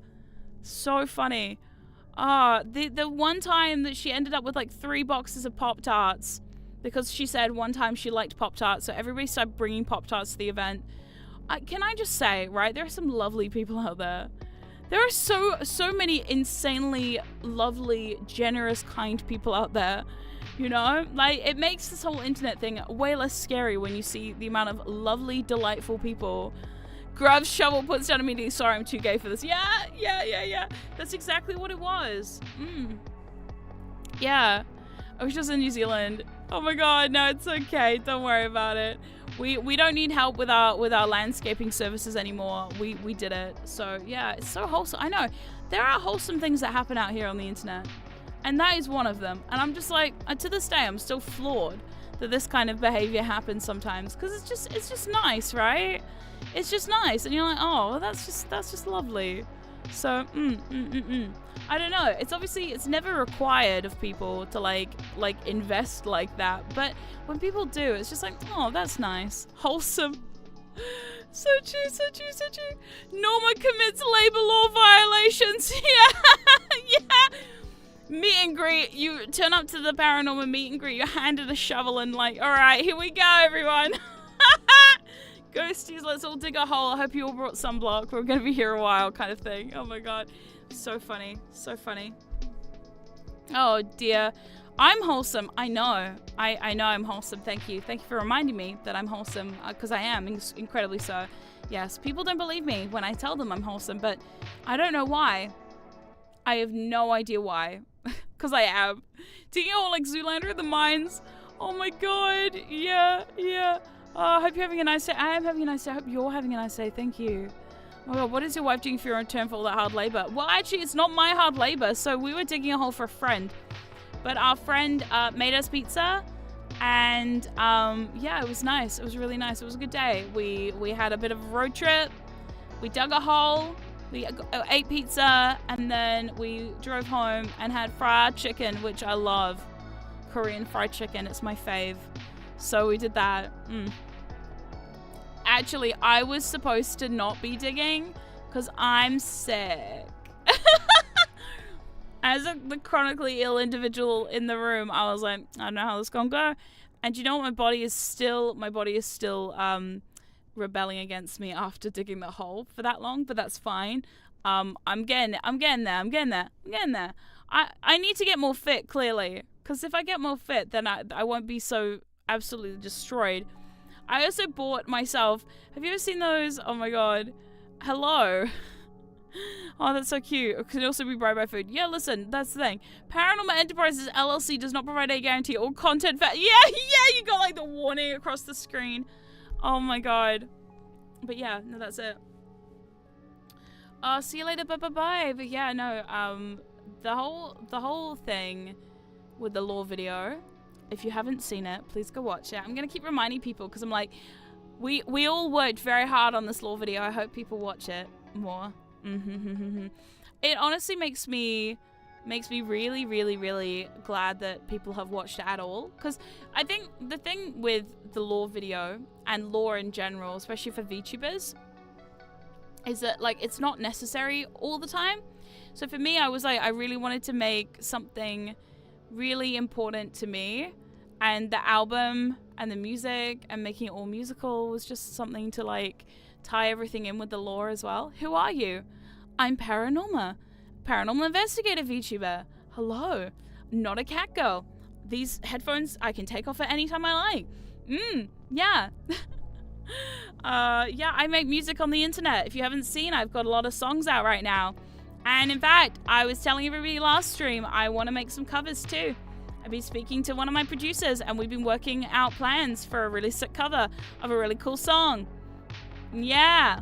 But we're still waiting on my voice to obviously heal a little bit because it's still a bit hit and miss. I've got a vocal injury, so I've been working on not breaking my voice.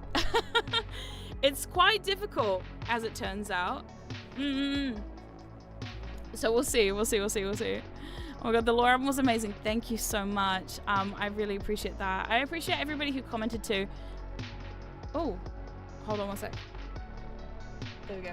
Oh my god, my headphones for a minute had like a moment and I was like, wait. Oh my god, no.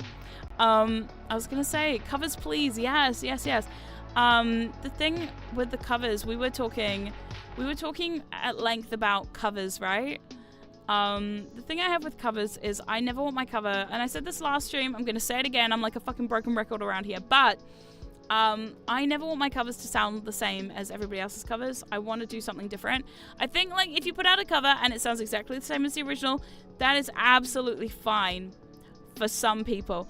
However, I'm also like, I don't want my cover to sound the same as everyone else's. I just don't think there's a point in covering a song if you're going to make it sound the same as everyone else's. So yeah, the headphones are rebelling. They are. Sometimes they do that. And I'm like, the fuck? For as much as I know about audio tech, man, I sure know very little about audio tech. You know? Oh my goodness. I want to do more karaoke streams too, but I'm finding the time and finding the days when I have like the right voice for it too. Because, karaoke streams are hardcore. I love doing them, but they are so exhausting. And I'm still healing a little bit, but yeah. That's why I'm like, hey, go listen to the Lore album. Go listen to the original stuff. I like making original music a lot, but I would love to pepper in some covers to keep it a bit fresh, and you know, there's always more to learn. I bet, yeah, there is. And like right now, I've actually been asked to do this really big project that I can't tell anyone about, but when it comes out, then you will know more. But yeah, there's like a huge project that I'm working on at the moment that I will say more about in due time. But yeah, it's so interesting when people like ask you for music stuff and you're like, oh yeah, sure, and then they're like, now you can do all the music stuff, and you're like, oh my god, I'm overwhelmed. So that's where I'm at the moment. I'm working on a project where I've been asked to do music for it, and it's a lot, but I'm excited and also nervous, and yeah, it's gonna be cool. Every day is a learning experience. Yeah, and there's like so many cool things that you can do these days. You can pretty much learn anything as well on the internet these days, and that's what I love about it. I spend obviously all my life on the internet. Is the due time now? No. More music projects. Yes. It's kind of a music project, but it's also kind of something else. I don't want to go too much into it in case anything falls through, but all you have to know is there's a lot of things I've been asked to do recently that are extremely huge and extremely different, and yeah, I'm nervous but excited for all of them to eventually come out. There's also tons of other stuff that we're working on behind the scenes. I'm just like, oh, so fun. It's so fun to get to be invited to do all kinds of fun stuff. I'm hoping in the future too, like I was talking to my speech therapist on Friday, I would love to be able to do more live performances next year. My goal is eventually to be asked to do performances at like conventions and things. My dream is to be able to perform at a convention. I've never been asked to perform at a convention. I've never been able to perform at a convention before, but I think it would be a really, well, that is a lie. That is kind of a lie. I was gonna say I technically got to perform at one convention before, but that wasn't me. That was when I was corporate. I got to perform at a convention in Australia, and that was fun. It was so fun, but it was also like, it was such a different experience than what it would be like if I got to do it myself properly. You know what I mean? Like when you're doing it for someone else, it's very different from doing it yourself as an independent. And now that I'm indie, I'm like, my big dream is to like perform at a con or something. I'm still trying to weasel my way in. I'm like, how do people do this? I've been trying to like figure it out for a long time now on like how people get their way involved in these things. And one day I'll maybe figure it out. Wait, what kind of convention? So, okay, I'll tell you. When I was corporate, I got to perform at a convention in Australia called Smash. I didn't get to go to it like physically in person, but I did it virtually while I was a sun goddess VTuber, Lama Shikami. And that was really fun, but it was also extremely a different experience because you were doing it as like a team thing. It wasn't like I was performing, it was like the group performing kind of thing, so it was very different. Also, the way they ran things behind the scenes would be very different to how it would be as an independent. So yeah, because if people don't know, when you're a corporate VTuber, there's a lot of stuff that goes on behind the scenes that's very different to how it works as an independent VTuber. Especially when it comes to like performances and concerts and things like that. There's like lots of systems in place that happens in those things. So yeah, I would love to do that again though, but like this time indie, and see how it changes and see how different it is, and just experience that, you know? The other thing is too, they don't always, when you perform at conventions, they don't always like show you what's happening, or like give you the feedback from the audience, which I think would be exhilarating. Lots of red tape, especially around like connection with the audience. There was a lot of red tape, so it would be really nice to actually do a performance where you can, like, you know, experience the applause and stuff. Hear the applause and not have to go, is everyone cheering or not? You know, like that. That's the most awkward part when you're performing on a stage and you've no idea what the audience is doing. That really freaks me out. Yeah. I'm sure there's a certain idol that could help you. Yeah, here's my other thing though. I have so many connections and friends in the industry. I'm just terrified to ask anyone for help. So I try and do everything myself, but I also know eventually I'm going to have to start reaching out to people, because look, when you don't reach out to people and you wait for people to reach out to you all the time, you never get what you want. So that's like my 2025 motto is going to be, I am going to make connections with people, damn it, because if I don't, people are going to forget I exist, and I'm going to just exist on this island over here until one day I magically blow up or not. Which is fine, because at the end of the day, like I've said this many times and I'm going to reiterate it now. I honestly don't care if I become the biggest VTuber or I stay a very small teeny tiny VTuber. I could have like 500,000 followers or 5, and I would still feel very honored and blessed, and still want to do my cool stuff over here and make my music and do my thing and like continue, you know, it's just a whole thing. But at the same time, yeah, you really have to, like, when you're in this stage of being a VTuber where you're still too small to be noticed, but also like getting a little bit of traction, I think like it's the time that you have to really grind in terms of making connections, which is very hard. I find it very stressful, but I'm gonna do it because I really want to be successful, and I really want to go to those things and be able to have those experiences, you know, that I've not really got to do. I get the introvert paralysis. Once the convo starts, you're good, but starting it is the worst. It's like pulling off a band-aid, like opening that message thread with somebody. Authenticity and art so important. It's so true. We feel blessed to. Aww. Convention attention. If you see an anime girl not into anime, honestly, you've no idea. When I was a corporate VTuber, here we go. When I was a corporate VTuber and I told everybody I hated anime, there was a little bit of backlash. As you can imagine, they were like, where did they find this fucking girl? Where did they find her? They found me under a rock. They peeled the rock back, and then they were like, yep, this one will do. Yeah, it really surprised people that a company would even consider somebody who didn't like anime or watch anime or be involved in anime in any kind of way, shape, or form. It was funny. It was very funny. I found it hilarious personally, but that's just me. I don't care if people judge me for what I watch on TV. I don't mind. It's okay.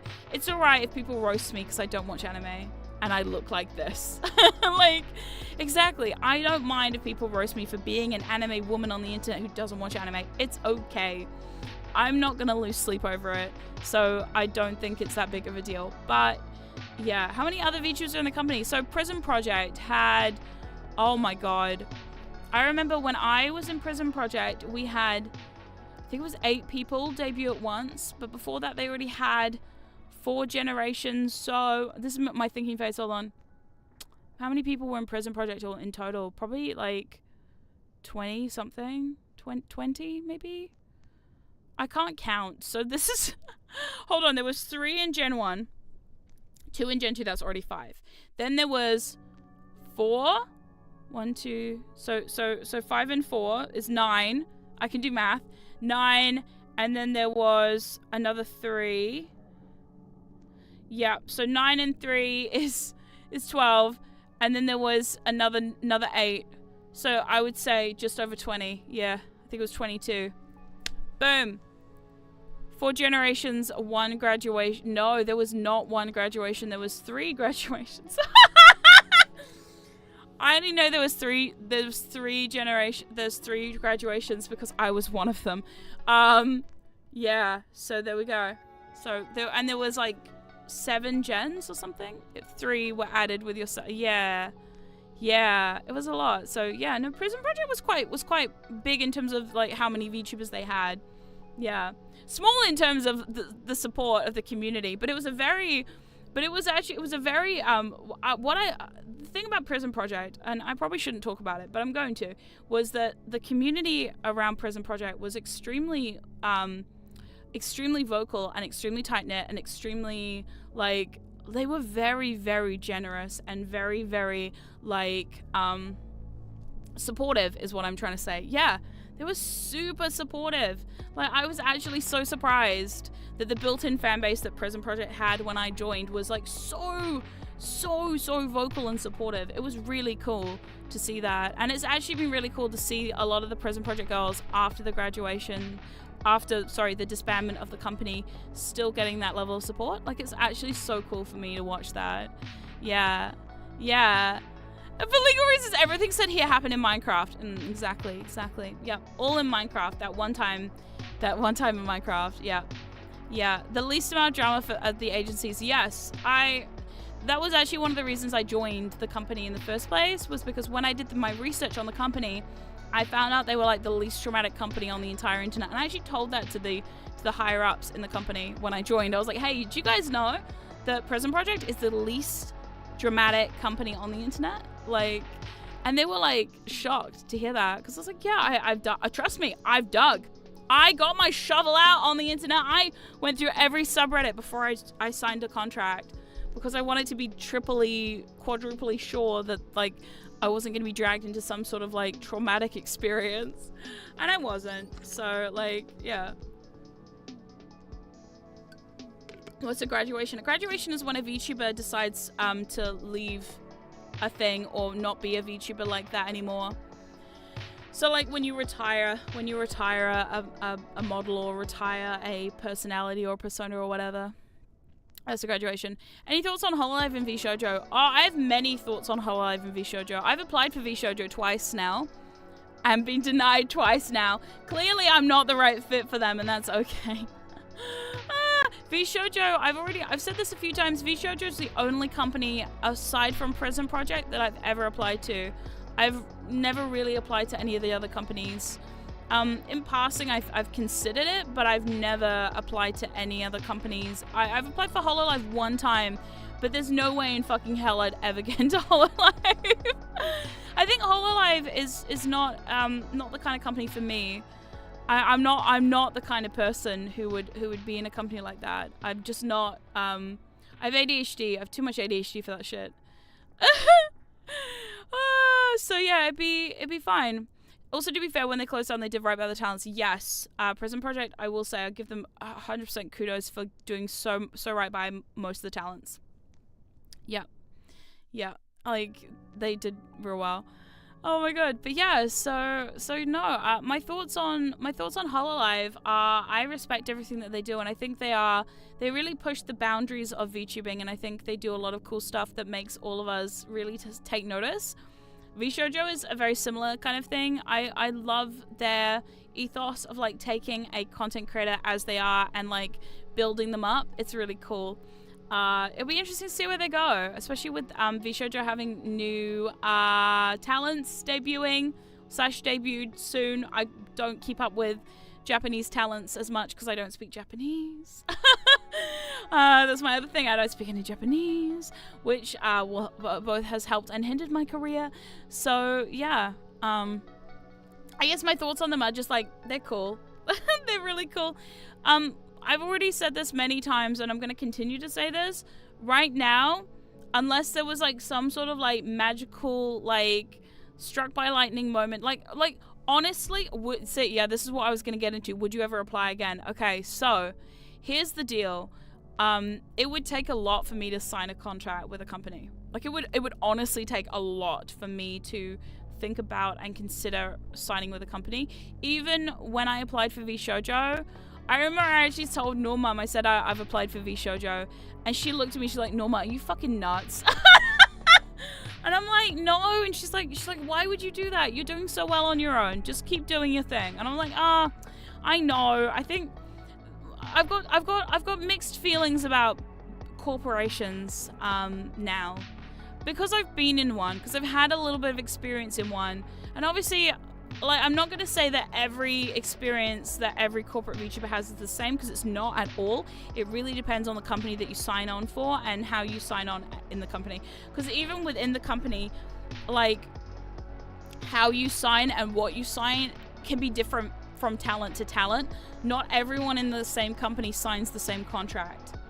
Other contracts are really strict. They can be.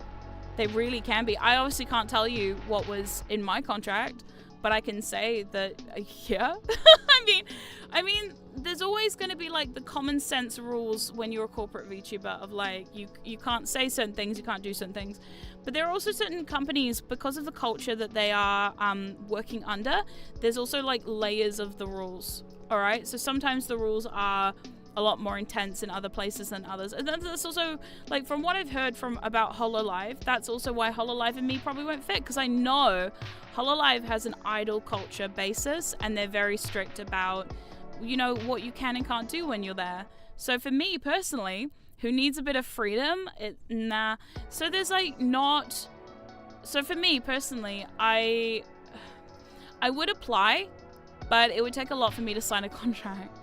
Yeah. And I know there's a lot of stuff out there about, like, if you're a corporate VTuber, you do get a lot more opportunities than when you do as an indie. The hardest thing for me actually transitioning from being a corporate VTuber back into being an indie, was the legitimizing. Yeah, I was, like, literally gonna say that, is that when I wasn't corporate for very long. I think I was only there for about 6 months. Yeah, about 6 months. But during that time... Oh, hold on. Is the internet going to be fine? Hold on. Are we okay? Yes, we're okay. Oh my god, I thought the internet fell out for a second. I was like, holy shit, what? No! Ah, it's fine. Okay, we survived.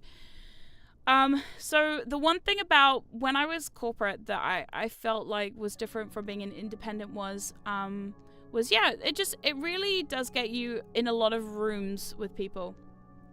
So, for example, the convention thing, you get invited to conventions that you weren't, like as an independent, it takes a lot of work to get invited to a convention. You have to know the right people. Whereas in a company, it's like, it's already handed to you most of the time, because the managers and the company have already kind of, like, signed you on for these things, these presentations and things like that. So I was getting a lot of opportunities that I cannot get now. Like, I just can't. I'm not big enough. I'm not famous enough. I don't have the social capital to, like, go in the room and be like, I'm exciting and fun. Invite me to your thing. But, you know, you can't do that. So that was my one downside of leaving a company situation was, like, yeah, I can hang in the big leaves thing.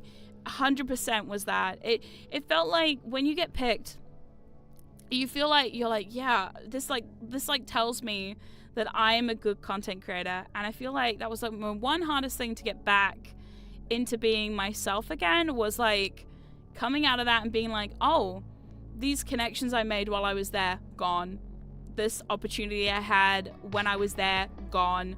This, like, all the stuff that like, the little tiny little things that I had, recognition, validation, gone. Like, you know, like, it just, like, in a blink of an eye, you just lose all of that. You come back here and you're like, oh, all of that is gone. But, like, you never, yeah, that's true. I never lost it.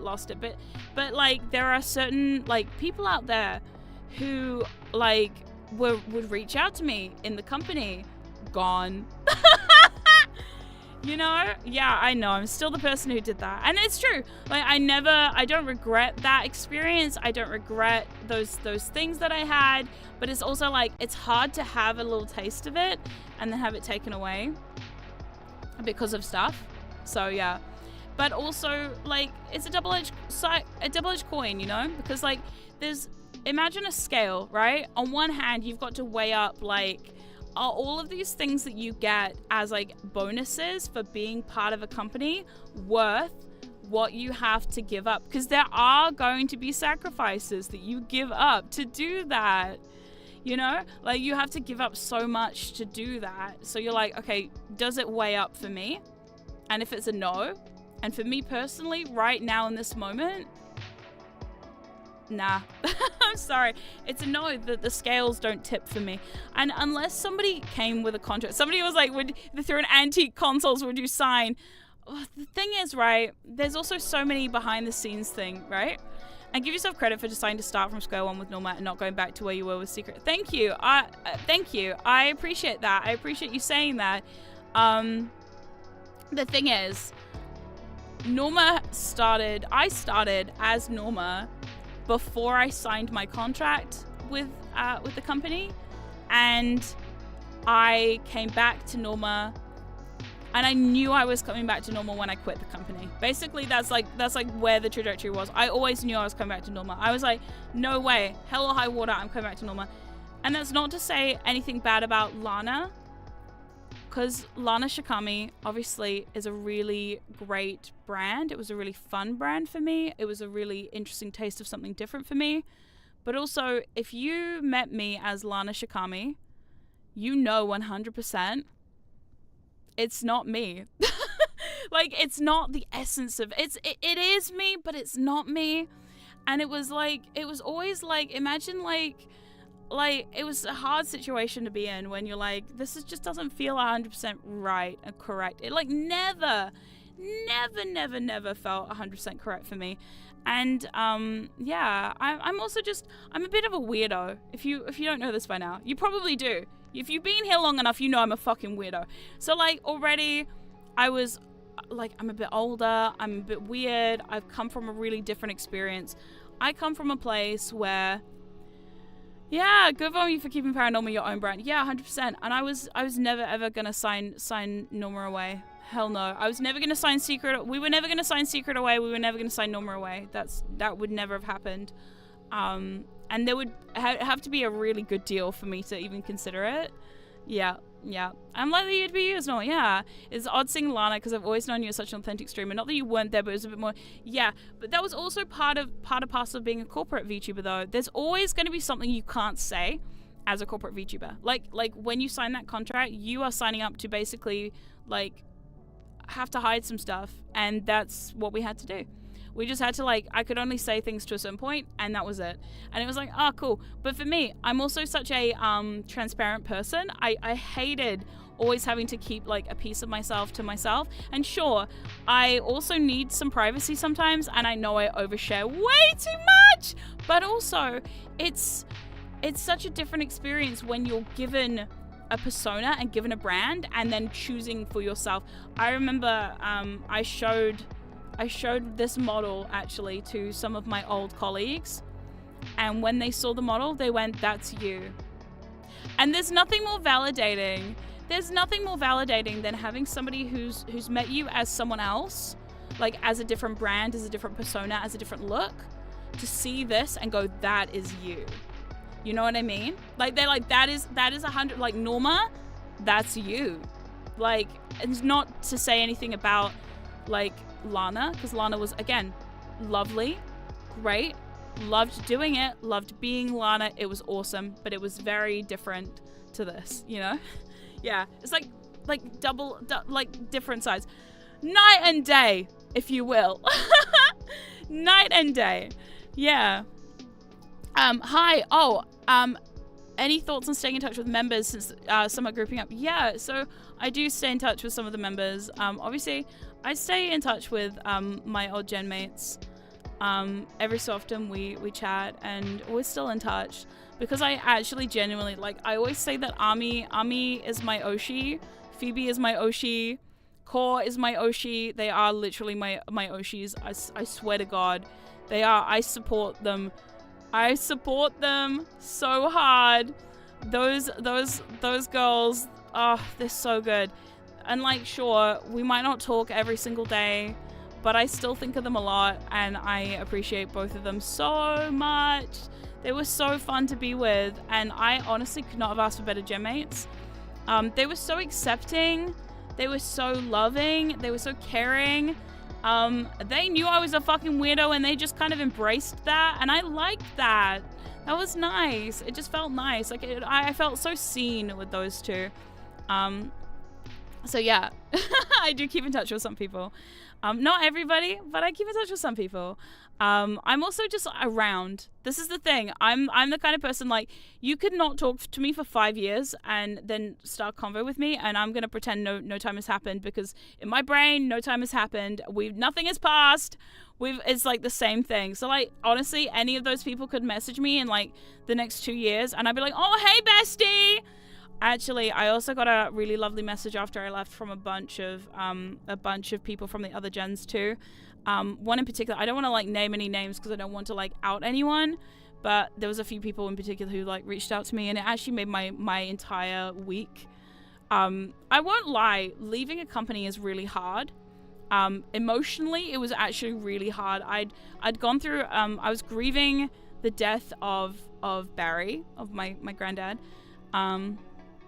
which was really hard. It was my first proper like family death. It was really fucking awful. We just moved house. I just had surgery. I was still healing from surgery. I was learning about my voice issues, and then at the same time I quit a company. Because I'm such a genius, right? Such a genius who loves to pile things on top of me. So it was just like, yeah, it was just one of those things that it just was like, it was such a hard time emotionally and mentally. And I felt very lonely. It was quite isolating, to be honest. I've never really talked about this before, how isolating it is actually to leave a situation like that. Because imagine you're going from like, everybody's always hyping you up, and all of a sudden, not only are you not allowed to VTube because you have a non-compete on you, but on top of that, you basically like, imagine all the friends you've thought you made, all these colleagues you finally had. I'd never had colleagues before in content creation. I finally had some, and overnight you lose everything. You lose everyone. No one can talk to you. No one, like, and your friends from before you joined don't want to talk to you because they don't know if they can, because you quit. And the friends you made in the company can't talk to you because you quit. So it's like, it was a lot. So it was a hard time. It was a really hard 6 months. But like, the people who did reach out, I was like, wow, I was actually super appreciative, because it was like, it was just such a weird time. Too much. There was a lot happening. I mean, that's why I really delved into my music. That's actually also the time I wrote Dark Desires, because Dark Desires was my first song. And at the same time, yeah, all the people who want to reach out to you, but you can't. I wrote a song about it. Oh, I wrote several songs about that. Oh my God. And that's where Speak to Me came from. So there we go. So, yeah, it was hard, but I threw myself really into my music. I threw myself into my music a lot, because I was like, there's nothing else for me to do except for overthink if I've made the right decision. Because, you know, there's always that in your back of your mind. You're like, did I make the right choice doing that? And then on top of that, like, you're like, what do I do with these feelings? So I made an album, and that's what happened. So yeah, it was honestly the best of times. It was the worst of times. I wasn't allowed to VTube. I was like, yeah, it felt hard, but we survived. And you know what? Out of all of this came the best thing ever, because I think, like, on one hand, I was, when I first started, this is going to be like a little bit honest, but Dark Desires is a banger. Yeah! Dark Desires came at the really perfect time. So my thing was, when I first, turn your page to something beautiful, mad respect, thank you. I had to do something with it. You gotta do something with it, because if the feelings just stick around, you're just gonna eat yourself alive. So I was like, nah, fuck it. Let's just like put it in the album as like a through line of the album, because obviously it's quite isolating to go through something like that. Yeah.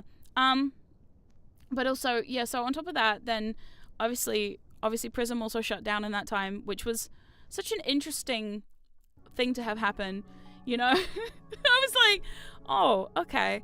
But it was cool also, because at that point I was then able to reach out to everybody and be supportive to them too. in my own way. Because I felt like I knew a lot of the girls and guys, when they disbanded, would feel a little heartbroken and would take it, quite hard. It is a hard thing to have happen to you. So I was like, hey, if anyone ever needs help, I am here. And I'm that kind of friend where I'm like in the corner rooting for you, but I'm never going to be in your face about it. So that's kind of where I'm at now, is like, I hope everybody there knows that, like, if they ever need anything, they can just hit me up. I don't care. I'll be like, whatever you need, I can try and help you with. But I'm not the person who starts conversations often, because I don't want to be the person who like jumps in there and makes assumptions about how people feel, or plus you never know how people feel about you, and that's where I'm at with it. So but it was a whole thing, and I think also coming back to all of this stuff has made me so much more appreciative of the small successes that I have had. Like, fuck, we have 10,000 followers here. We have 10,000 followers here on YouTube. Like, that makes me so proud. And sure, numbers to me, that I don't care about the numbers, but like, holy shit, that is so big compared to like how quickly we've done this. And like, I checked my analytics on Spotify the other day, and I was like, wow, we've got like so many streams on all the songs, and like most of the songs now have over 1,000 streams per song. And I'm like, that's insane. What the fuck happened? I went from having no music, not being allowed to make music, being told no a lot, to like making so much fucking music and like having people support it. So that, makes me happy, It makes me proud, and it makes me just really feel good that like I could get through that situation and push and push and push. And yeah, hopefully 2025, I'm feeling very positive about 2025. I've got a lot of plans in my brain. We'll see if they'll get out, because you know what it's like, right? The Norma brain be chaotic and messy. So we'll see if I can get any of these plans to fruition in 2025. But who knows? 2025 could be a good year. Yeah. So this is too personal. What is Dark Desires actually about? I've never explained this before. Am I allowed to explain what it's about? I don't know. The song has several meanings to it. But for me, it was like, the Chang stream turned into a wholesome moment. That's classic. I'm glad it's still around. Oh my god. So Dark Desires, I was in a really weird place when I wrote it. So it's like, if you think about the context of the time that I was in, which was, I was kind of like locked out of VTubing. I was just kind of like, I was in a weird situation of like, I'd had all this horrible shit happen. It's not really about desires that are dark. There's like layers to it. I wanted it to feel like, almost like a take back of some sort of control and power. There's a lot of like vibes in it of like, I'm fucking taking this shit and I'm running with it. So that's where I was at with it. I wrote it from a place of like, I really wanted an empowerment anthem, because I felt like I'd lost a little bit of my power a little bit. So I was like, I want to take it back somehow and kind of like make it a little bit, there's a few lines in there that are a little shady, but I really thought, for me, this is the best way of like getting my feelings of what was happening out there. And yeah, it just kind of came from that. So plus, it's just a fun song. I imagined like riding a motorbike in the middle of the night. That's the vibe of Dark Desires, is like, imagine you're on your motorbike, it's late at night, you're going like 150 down a highway somewhere, there's a cop car behind you, you don't care, you're driving anyway. That's kind of the vibe of Dark Desires. Wind in my hair. I used to ride a moped, and when I was driving 50 down the 100k road, being very dangerous on my moped, that's how I felt. Oh my god. So yeah, there we go. Whereabouts do you reckon the last stream of the year will be? I actually don't know, so we'll see. I'll have to figure out. I still have to figure it out with all my holiday plans. Hey, Norma, 2020 was pure self-discovery. Oh my goodness. Well, congratulations on all the self-discovery. I think 2024 has been a very transformative year for a lot of people. And there's been a lot of like ups and downs in 2024, but I was, after 2023 and the absolute shit show of 2023, I was ready for a good 2024. But honestly, I'm now like, I'm very thankful for this year and how everything has panned out. And you know what? Sometimes we find ourselves in situations where things get quite dark and quite dire and they seem bad, but then you just got to pick yourself up and try your best and just keep going. And that's kind of where I'm at with all of this, you know. I've been trying to just really push it. ParaNorma sounds pretty cool. It does sound pretty cool, huh? Oh my god. But yeah, that was the vibe. That was the whole vibe. That was the vibe, the mood. Just the whole thing, you know? But yeah, too much character development. When does my beach episode hit? Probably soon. Probably soon, yeah.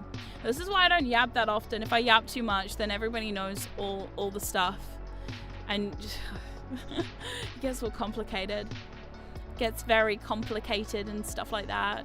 The thing is too, because obviously a lot of the stuff with my early music stuff is connected so closely to my time in a company situation. I don't want to say too much either, because at the end of the day, there's also so many other people involved in that like, you know, you never know. You never know, like, what you're gonna accidentally say that's going to maybe upset some other people, or, you know.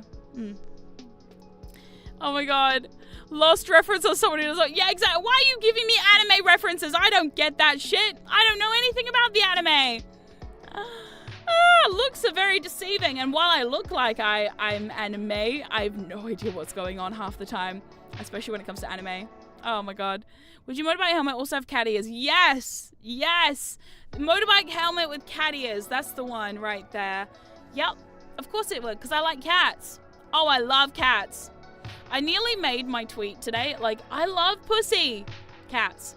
But I thought too many people would be like, if I just put like I love pussy on Twitter, I think a lot of people would just be very concerned. They'd be like, my wholesome streamer has become a YouTuber all of a sudden. I'm like, no, I'm in cats! Yeah. Norma missing out on peak 80s anime movies? Oh my god. Because I'm a gremlin. I thought, you know, everyone around here seems to be a fucking gremlin. Except for me. I'm not a gremlin. I'm just like... I'm not a gremlin. I just have chaotic ADHD brain. Alright? Okay, I can't help myself, okay? Half the time, it's just like, I just fucking can't help myself. Oh my god. But yeah, no, it's been interesting too. I was saying the other day, I want to do more covers. Part of the reason for that too is, I think I need to like, I've written so many songs recently that I need to like take a break by doing some covers instead. Yep. Because I think, like, the thing with making music that I love about making music is it's so creative and it's so freeing, and there's so much feeling that you can put into it. But the other downside of that is sometimes you can, like, overdo it. You know, you've overdone it and you're like, oh, now I have writer's block. The songs come to me, and when they stop coming, I'm like, well, we got to refuel the tank somehow. You know, got to take a pause, and please don't take that out of context. Please, God, don't take... Please, God, don't take that out of... Please, God, don't take that out of context. Please, no. Don't. No, please. Please, no. Okay, thank you. Do you know, I'm also really glad that we've kind of moved beyond the age of the VTuber clipper, because if we were still in the age of the VTuber clipper, holy fuck, I'd be fucked. To be fair, I'm not that clippable, so that's fine. I'm also just not very clippable. I mean, nobody wants to see this shit on the internet more than once, do they? No, not really. Oh my god, have you ever played Warframe? No, I have no idea what that is, sorry. No, if it's not a platformer from like the PlayStation 1 era, or PlayStation 2 era, or Xbox One, is it? No, not Xbox One, Xbox era, then like, Xbox, they call it Xbox? Okay, here's the thing, they went and called it Xbox One, so what do you call the original Xbox? Is it Xbox Classic? Is it Xbox Classic? I don't know. So wait, so if they called this the Xbox One, then like they've called this one the Xbox Classic. Oh, it's very confusing. Why can't Xbox just decide on like a naming convention and just stick with it? Because when you call something an Xbox One, but but it's not the first Xbox. It's very confusing. Do you know where I'm at with that? Original. Just Xbox. Is it just Xbox? Just Xbox. It's infuriating. The original, the OG. Is it classic? Is it OG? The first? Xbox the first? It's confusing, okay? It's confusing. Someone tell Xbox they're being silly. Xbox, you're being silly. Stop that. Stop that right now. You quit that shit right now. Yeah. Very silly. I understand. My brain hurts just thinking about it. Yeah, they were one behind play. See, because we had the PlayStation 1. Then we had the PlayStation 2. Then we had the PlayStation 3, 4, and now 5. Simples. Xbox bracket 2001 question mark? Yeah, pretty much. Box of X, first of their name. Oh my god. PlayStation has the only sane naming scheme. Truth. Yield the Xbox. Oh my god. The Xbox Senior? Dear Lord. Xbox Senior.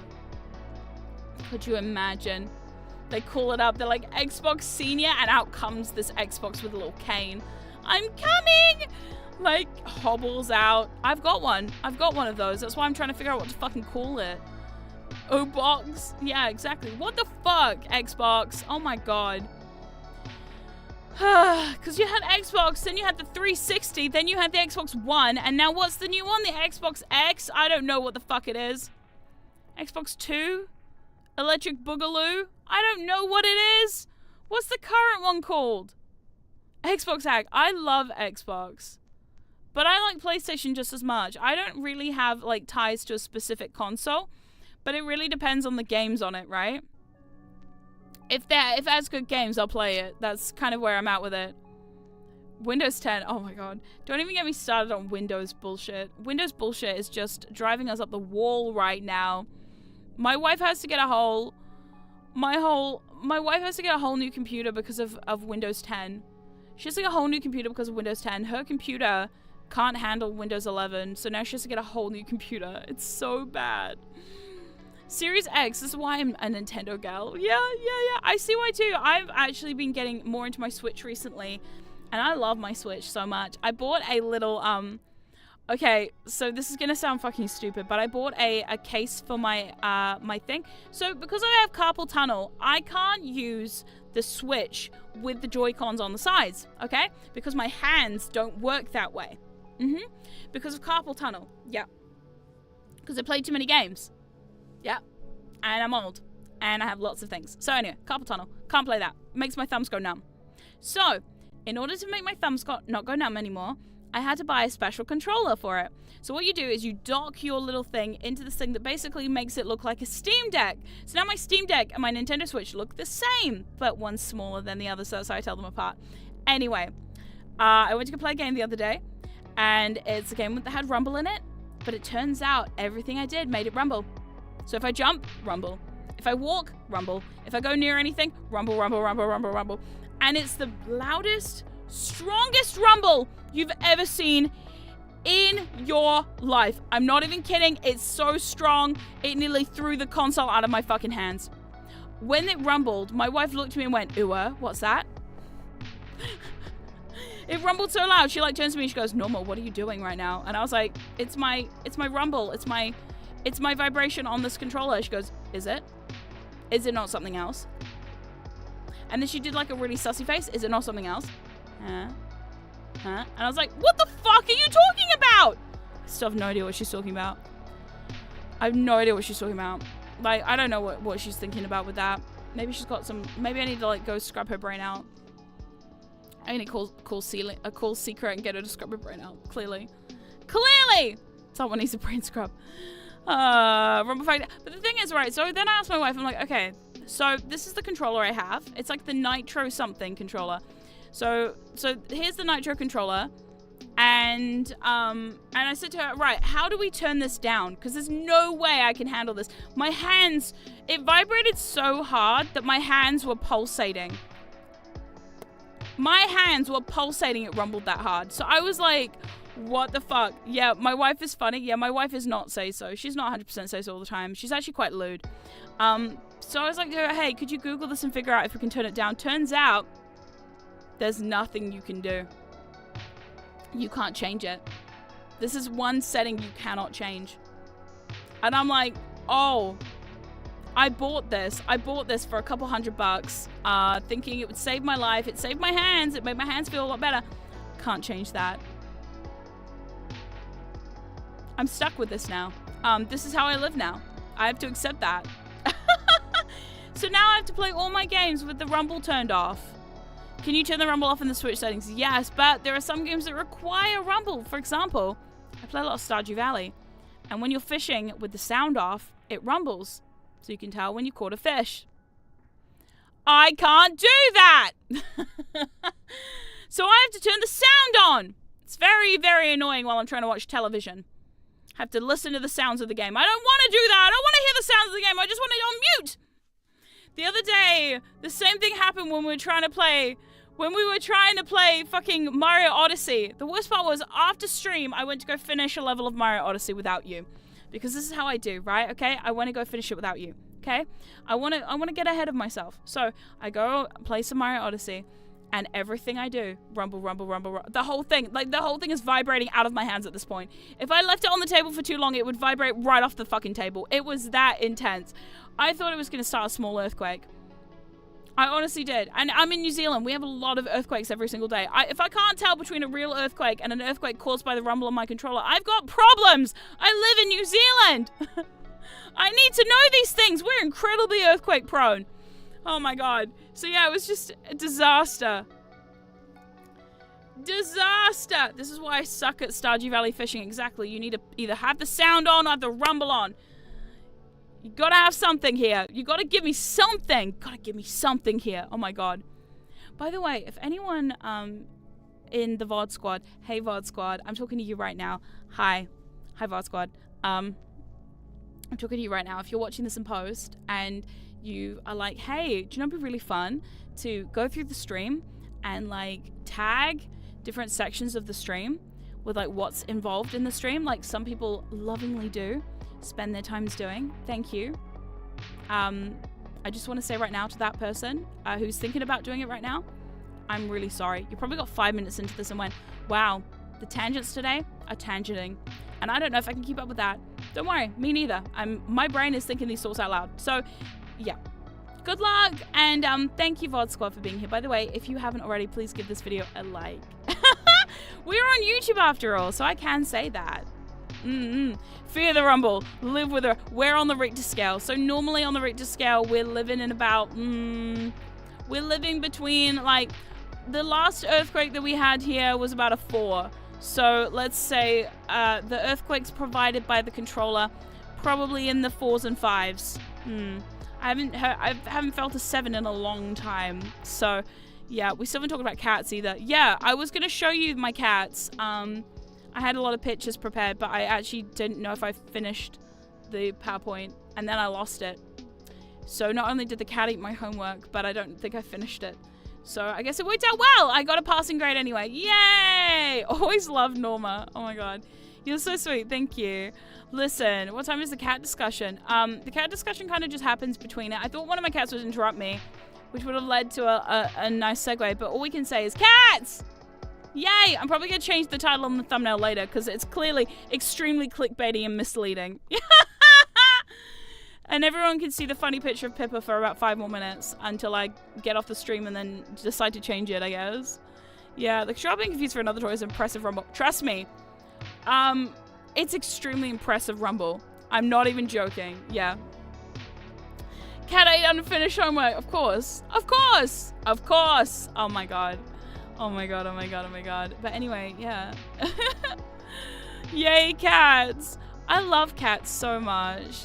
But anyway, I think I also got distracted because of my voice being a bit today. Cat ate the main conversation. Exactly. Num num. I came to watch cats. Well, I'm sorry. Sorry to disappoint you. The cat in your thumbnail is your cat. Yes! Oh, should we talk about Pippa? Yeah, the thumbnail. Let me show the thumbnail for context. When I change the thumbnail, it won't make any more sense. So let me show the thumbnail. Hold on one sec. Let me download it real quick.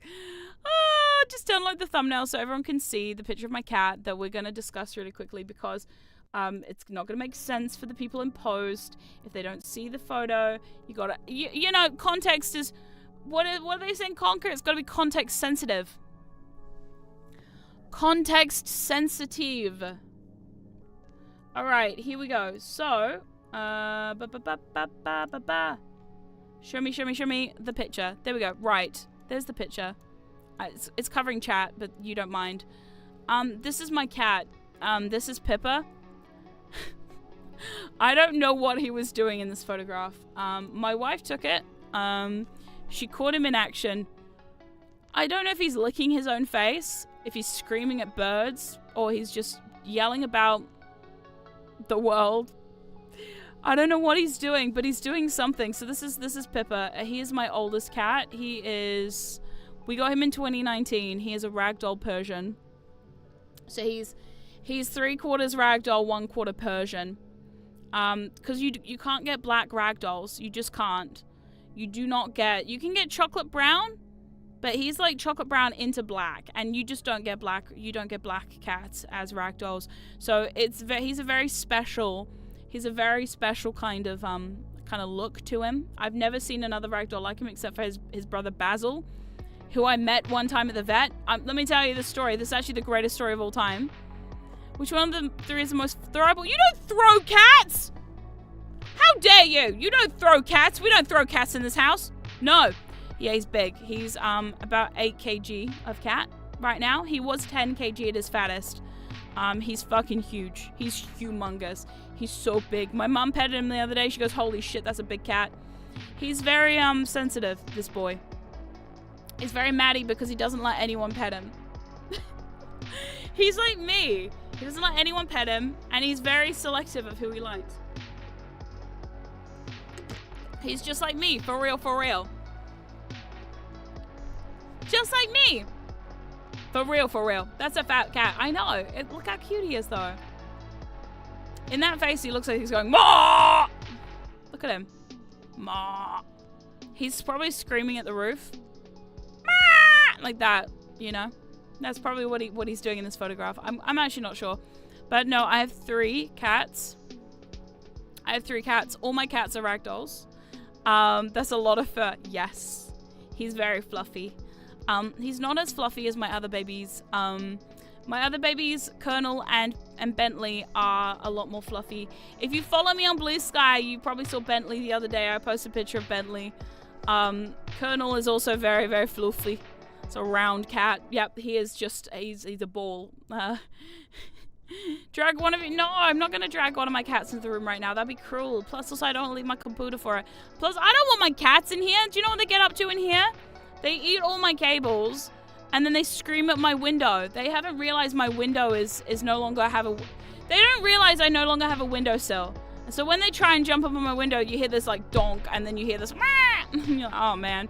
Too many cats. Too many cats. Too many cats. Now there's been cat chat, and the video title thumbnail no longer clickbait. Thank you. You're welcome. I need a photo of Colonel the bull. I don't know if I have one, but let me see what I can do. Let me see what I can do. I don't really take photos of Colonel that often. Too busy petting him. He's too cute. He's way too cute. What breeds are the other cats? So, fun story. Colonel is Pippa's brother. Legitimately, they are actual brothers. They are half brothers. They are both Persian ragdolls, and Bentley is full ragdoll. He is the only cat who is not related in this household. Colonel and Pippa are related. So yes. Yes. It's so cute. You removed your window, so yeah, I've got a for sound treatment reasons, we've had to install a third window. Do you ponder Colonel like an orb? No, we do not. But I know his sister is like pretty much a circular being. Let me see if I can find anything of Colonel. It's been a long time since I've taken a photo of Colonel.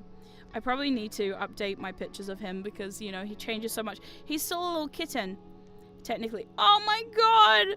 Okay, I have a photo of him where I tucked him into bed. Oh my lord. Okay, we're gonna do these two. Okay, so we have 2. We've got, oh my god. Oh my good lord. Okay, and then we've got one of Mr. Bentley. As we call him in this household, Mr. Bentley. He's got this title because he's just so fucking, He's like a precious little prince. Okay. So, oh god, okay. Are you ready to die of cute? Holy shit. This is the cutest thing I've ever seen in my life. So Colonel, my baby boy, he's only 1 year old. He's still a baby! You had another window because you're a loud streamer. Yeah, and to keep the sound out, my neighbors are also, they have children. I don't want that. I don't want children noises in my music and all my live streams. Prince Bentley. Yeah, he's just a precious little bean. Right, I've got some pictures. So here we go. This is sleeping cat hour, I guess. So here we go. We'll start with Bentley. So he can explain himself. So this is, oh my god, it's so big. Why is it so big? Holy shit, why is it so big? Oh my god, it's taking, it's eating me! God, here we go. Okay. This is Bentley. This is Bentley. He is a ragdoll. And he is, so he's what's called a flame point ragdoll. He is cream and gingy on his paws, his tip of his tail, and his face. It is a very rare color for a ragdoll. And he sleeps most of the day. When he's not sleeping, he goes around the house going, "Meow, meow, meow, meow, meow." That's my impersonation of him. He, I swear to God, like that's literally how he sounds. If you ever hear him, you'll know, because you'll hear, "Meow, meow, meow, meow, meow." That's him. And whenever we meow, meow, meow at him, he knows what he's done. We call him the little prince because he's a little prince. He's the guy. This is the cat I rescued from rich people who live in Auckland and don't need him, and we did. So we rescued him from a rich family who didn't want him because they were like, "No, fuck this cat," and I was like, "No, do not. I want him." So we took him. And then Colonel is a recent addition to our family. Colonel came along because Bentley and Pippa fucking hate each other. So these two hate each other. And they fucking hate each other's guts so much that we decided to get a third cat to buffer them. Are you or Celia more of a cat person? I'm the reason we got cats because I love cats. Cats are the only animal I like. I don't like dogs.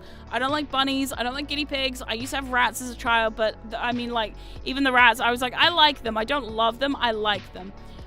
Cats, I fucking love cats. I just love cats. But I have rules about cats. My rule about cats is I don't like any cats who have less fur than my cats. I like my cats to be fluffy and puffy and floofy. And if they're not floofy and they don't feel like really nice to pet, I don't, no thank you. If you have a normal cat, I'm so sorry for you. These are the cats I like. I can't deal with hairless cats. I can't deal with short hair cats. My cats have to have long hair. I'm sorry, I love me some long hair cats. Which is why my house looks like a disaster. Right, hold on. Right, pet rats. Yeah, growing up, when I was 10, I had pet rats. This is, oh my good lord. Oh god, he's a model. Look at this. This is my baby. No photos, please. This is Colonel. And this is Pippa's brother. He's his half brother. They have the same dad, maybe? Or is it same mum?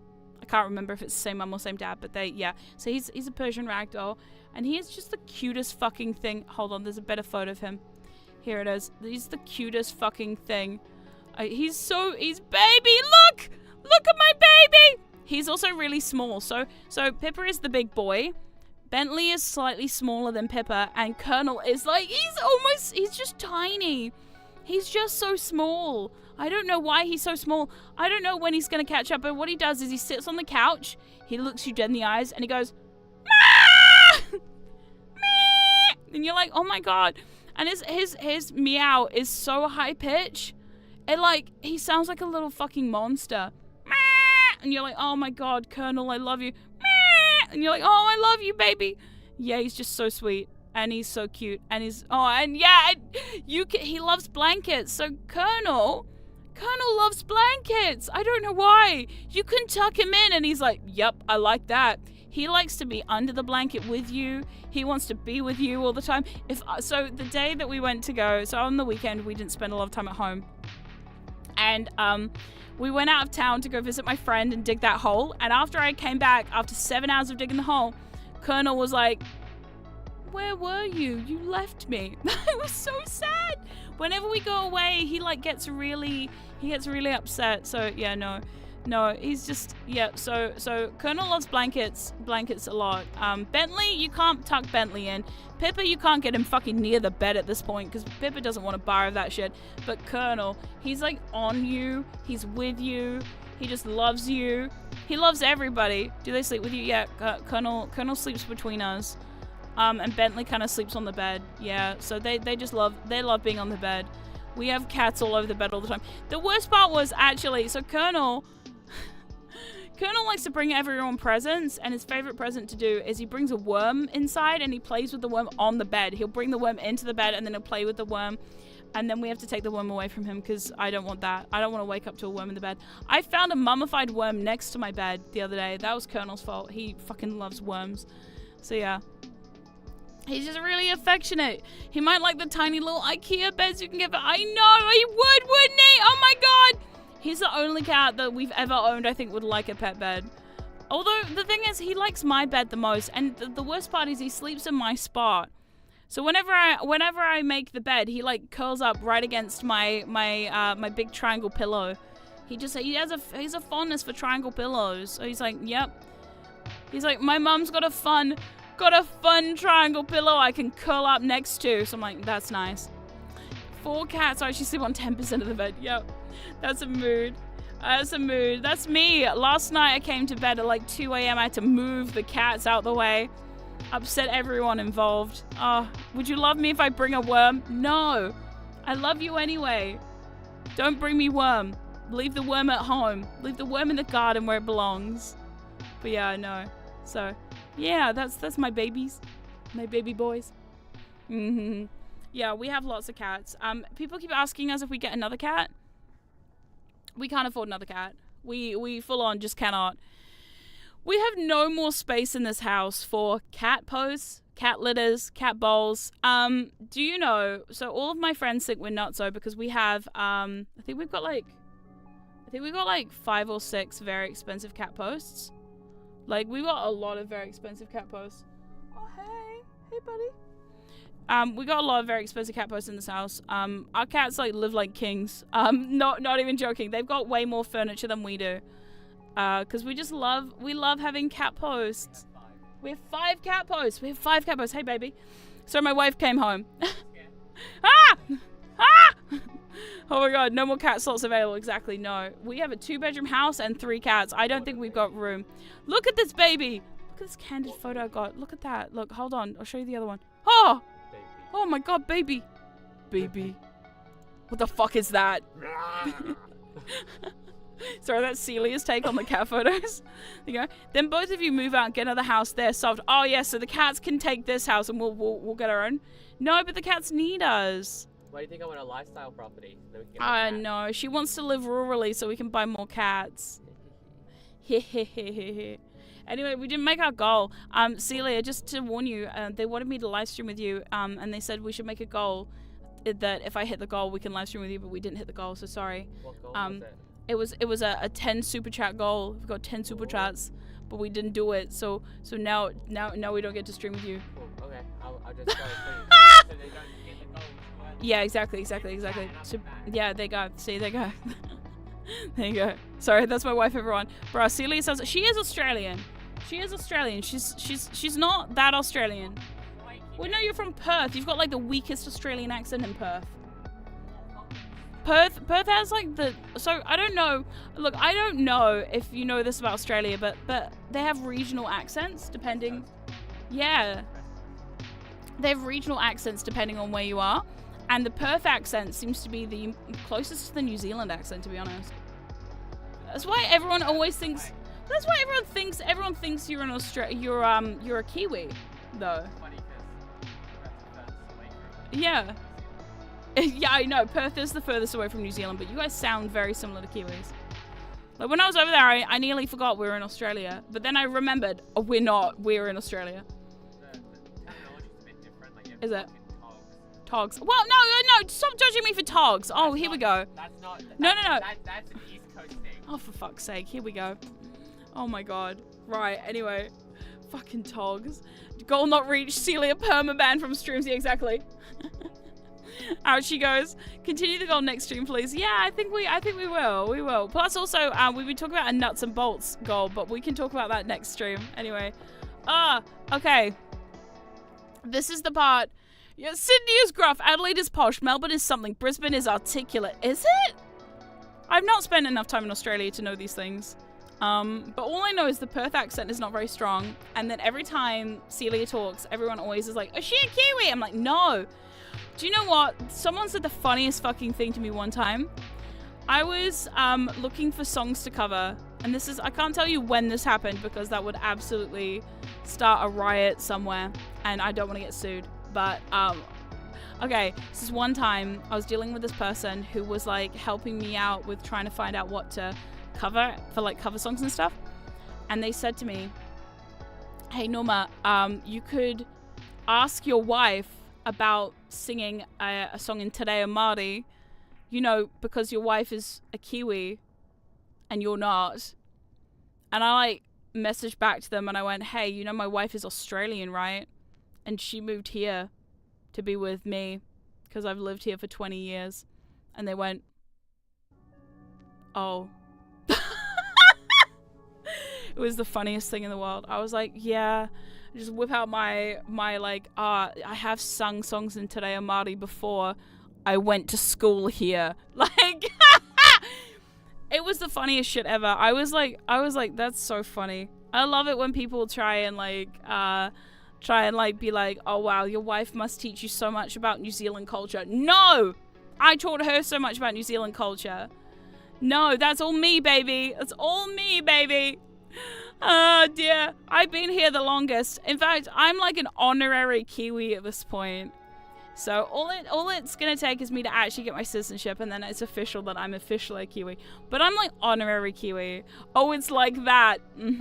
Oh, it's like that then. Yep. Oh my god. I love it when shit like that happens. But yeah. I think you're more Kiwi than British based off the evidence. Honestly, yeah, you are correct in that point.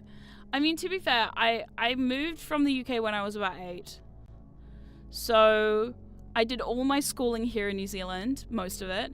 I did, I like grew up here. So yeah, I am 100% more Kiwi than I'm British, but I'm still British. I hung on to my British accent for a very long time. I did. Oh, I did hang on to my British accent for a long time. You made your wife move to... Yeah, I'm not moving to Australia. Jesus Christ. I couldn't survive out there. Have you seen what they have over there? The snakes? The spiders? The people? Oh, God, no. No, I'm good, thank you. Sorry, Australians. I love you. I love you, but also... not for me. It's too hot. It's fucking too hot over there. Oh, my God. I wouldn't survive. Try having an American accent despite being Australian-born. That must be interesting. Accent fucky-wucky stuff, it gets weird. I think this is also why, like, I know in the past I've said this before, I'll say it again, man, if they ever are like, they try and, you know, like how some people try and copy the accents of bigger streamers, if anyone ever tries to do my accent, I swear they'll be like, there's no fucking way they'll figure it out. There's no way. There is no way they'll be able to figure out, because it's like so random depending on the day, depending on what I say, you know? How do you still maintain the British accent so well? I faked it for a long time. When I was in high school, I used to actually put on my British accent because I was so afraid that people wouldn't realize that I was British. Because I was like, I'm British, damn it. And then Brexit happened, and then I went, never mind, I'm a Kiwi. Oh, cheer, bro. Fish and chips, bro. Oh, bro. Yeah, I whipped around real quick after that. I was like, Does New Zealand not have snakes? No, we don't have snakes. We technically only have one snake, but it only just came about recently. And it's not on land, it's a sea snake. We do have some crazy insect monsters, but that's the height of it. We don't have those big spiders. Ugh, I've never seen a really big spider before in New Zealand. The biggest spider I've ever seen in New Zealand was basically like a small, like it could fit in the palm of my hand kind of size. You know? Yeah. Fash and chops, bro. Brew. Oh, I don't do it right though. I say fish and chips, which is not obviously how it sounds. But yes. Oh dear. Yeah, I think it's funny. I always think it's funny when people co-opt other people's accents. The one accent that no one will ever co-opt is mine. They'll never do it. They'll never do it. No one will ever say, do you know what will get really successful and popular? That fucked up accent that Norma has. That's what we need in this you know, in this VTuber community, you know what we need more of? That weird Kiwi British hybrid accent, because that's very sexy. That is. So popular, that is. Yeah, no way. One snake, yes. It's the yellow sea snake, I think. And it's not even all throughout New Zealand. It's like off the coast of Auckland or something. I don't know. I don't go swimming in the sea. There's so many microplastics in there. Brexit was the straw that broke the camel's back. Yeah, pretty much. After that, I was like, meh. And then I realized it's actually quite bad out there at the moment for a lot of people. So I was like, oh, don't really love that. Don't love that. No. Plus, New Zealand has a lot of stuff that makes me very proud. So yeah, I've become like very supportive of my country. You know, I love living here. I love all the stuff we have in New Zealand. I love all the stuff that goes on here. Except at the moment. At the moment, it's getting a little tense. But, you know, we're not going to go into that. Oh, screw micrograph and macro. Oh, my God. Oh, dear. But, yeah, like, it's just a nice place to be. Cubers look pretty scary from what I've seen with their pointy beaks. Yeah, and their eggs are the size of their literal body. Oh, God. The day that Celia showed me a picture of a kiwi egg inside of a kiwi, I damn near fainted from horror. Terror. Just the sheer fear of that. It was just like, that... Are you fucking shitting me? Where does it go? Does the kiwi, like, explode when that comes out? What happens? Ay. But New Zealand doesn't have Diggerland. It's so true. Not being radical, patriotic. Look, this is the thing. I think, right, that New Zealand has some really cool stuff going on. For a very small country, we have a lot of cool stuff happening here. And I've lived here a while, and I couldn't imagine living anywhere else, I don't think. I don't think I would move. People have asked me many times, would I go back to the UK? Fuck no. Would I go to Australia? Nope. I like it here. It's just, sure, are we gonna be, you know, crushed by an earthquake? Maybe. Are we gonna be sunk into the ocean? Probably. Will a volcano go up and you know, lava spills out all over us? 100% probably, very likely. Honestly, I read this message, I think it was like a tweet or something the other day, that said like, New Zealand is the country that has one of the most dangerous landscapes that the people know very little about. And that is so true!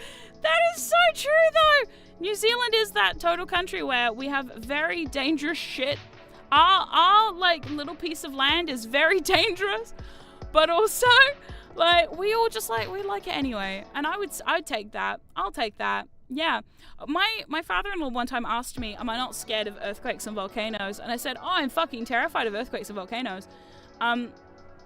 Every time an earthquake, a volcano goes up, we're like, oh fuck, yeah. But you know, at the same time, you just kind of like, that's one of the things you get for living here. And it's just fun. I like it. I still wouldn't leave, I think, you know. I think I would, I'm stick it out. I'll stick it out. Yeah. Yeah. Oh, where in the world will Norma move next? Nowhere. I'm staying here. I like New Zealand too much. Yeah, it's too much cool stuff happening here. I don't know. It's just nice. And it's my home. You know, I've been here a long time, so, like, yeah. I also think it's really cool. Recently I've seen a lot more Kiwi VTubers, and that's made me really happy to see a lot more Kiwi VTubers out here. I remember when I started VTubing back in 2021, it was very rare to see a Kiwi VTuber. And it was also super rare when I joined the company to see a corporate Kiwi VTuber. New Zealanders are not very well represented in the VTubing scene and haven't been for a while. But now I've noticed there's a lot more Kiwi VTubers out here, and it makes me so excited. It's so cool.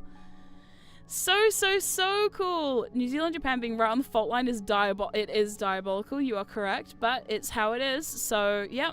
I think anywhere else within my country, I wouldn't change countries at this point. Yeah. I think too, like, once you have a life established somewhere, it's very hard to leave. That's what I found. You just establish yourself. You grow some roots and you're like, well, I'm a tree now. I'm stuck here for the next 100 years. That's kind of where I'm at with it. Yeah, yeah. But I think also New Zealand is a really beautiful country. It's got a lot of cool stuff going for it. And even though it's small and we don't have a lot of people, I think that also makes it quite special.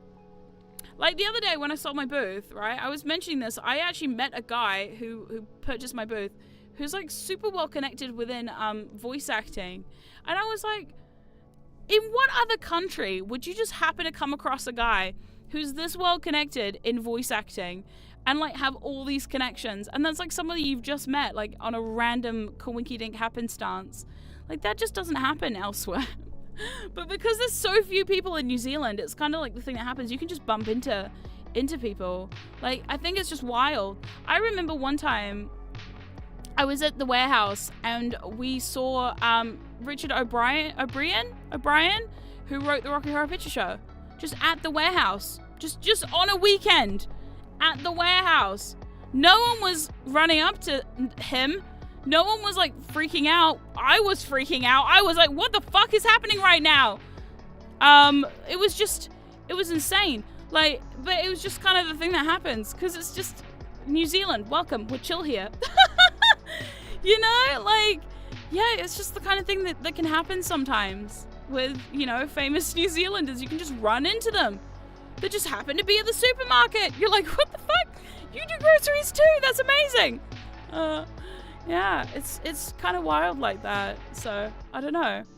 It also worries me sometimes because obviously, I guess on one hand, right, I've also been very lucky being a content creator from New Zealand because most of my audience is obviously not New Zealanders, which makes me kind of happy because my one biggest fear is going to the supermarket and like screaming at the supermarket and then someone being like, oh, Norma's here, you know, like that would freak me out. So, but I think New Zealand is a good country to live for that because that just doesn't happen. Not in my supermarket, it doesn't. In other places it might, but here I've never been spotted in the wild in New Zealand. I have actually been spotted in the wild when I've gone overseas, which is a weird feeling, a very, very weird feeling. It's a fair concern. I think so too. But here in New Zealand, it just doesn't happen. If it started happening, I think I'd be a bit more like, oh no. But that hasn't happened so far. It has happened when I've gone like to America and things like that. But never ever in my own country, which makes me feel a lot more like, oh yeah, you know? Have you ever done a face reveal? Yes, several times. Clearly you don't follow me on social media if you've never seen a face reveal done by me.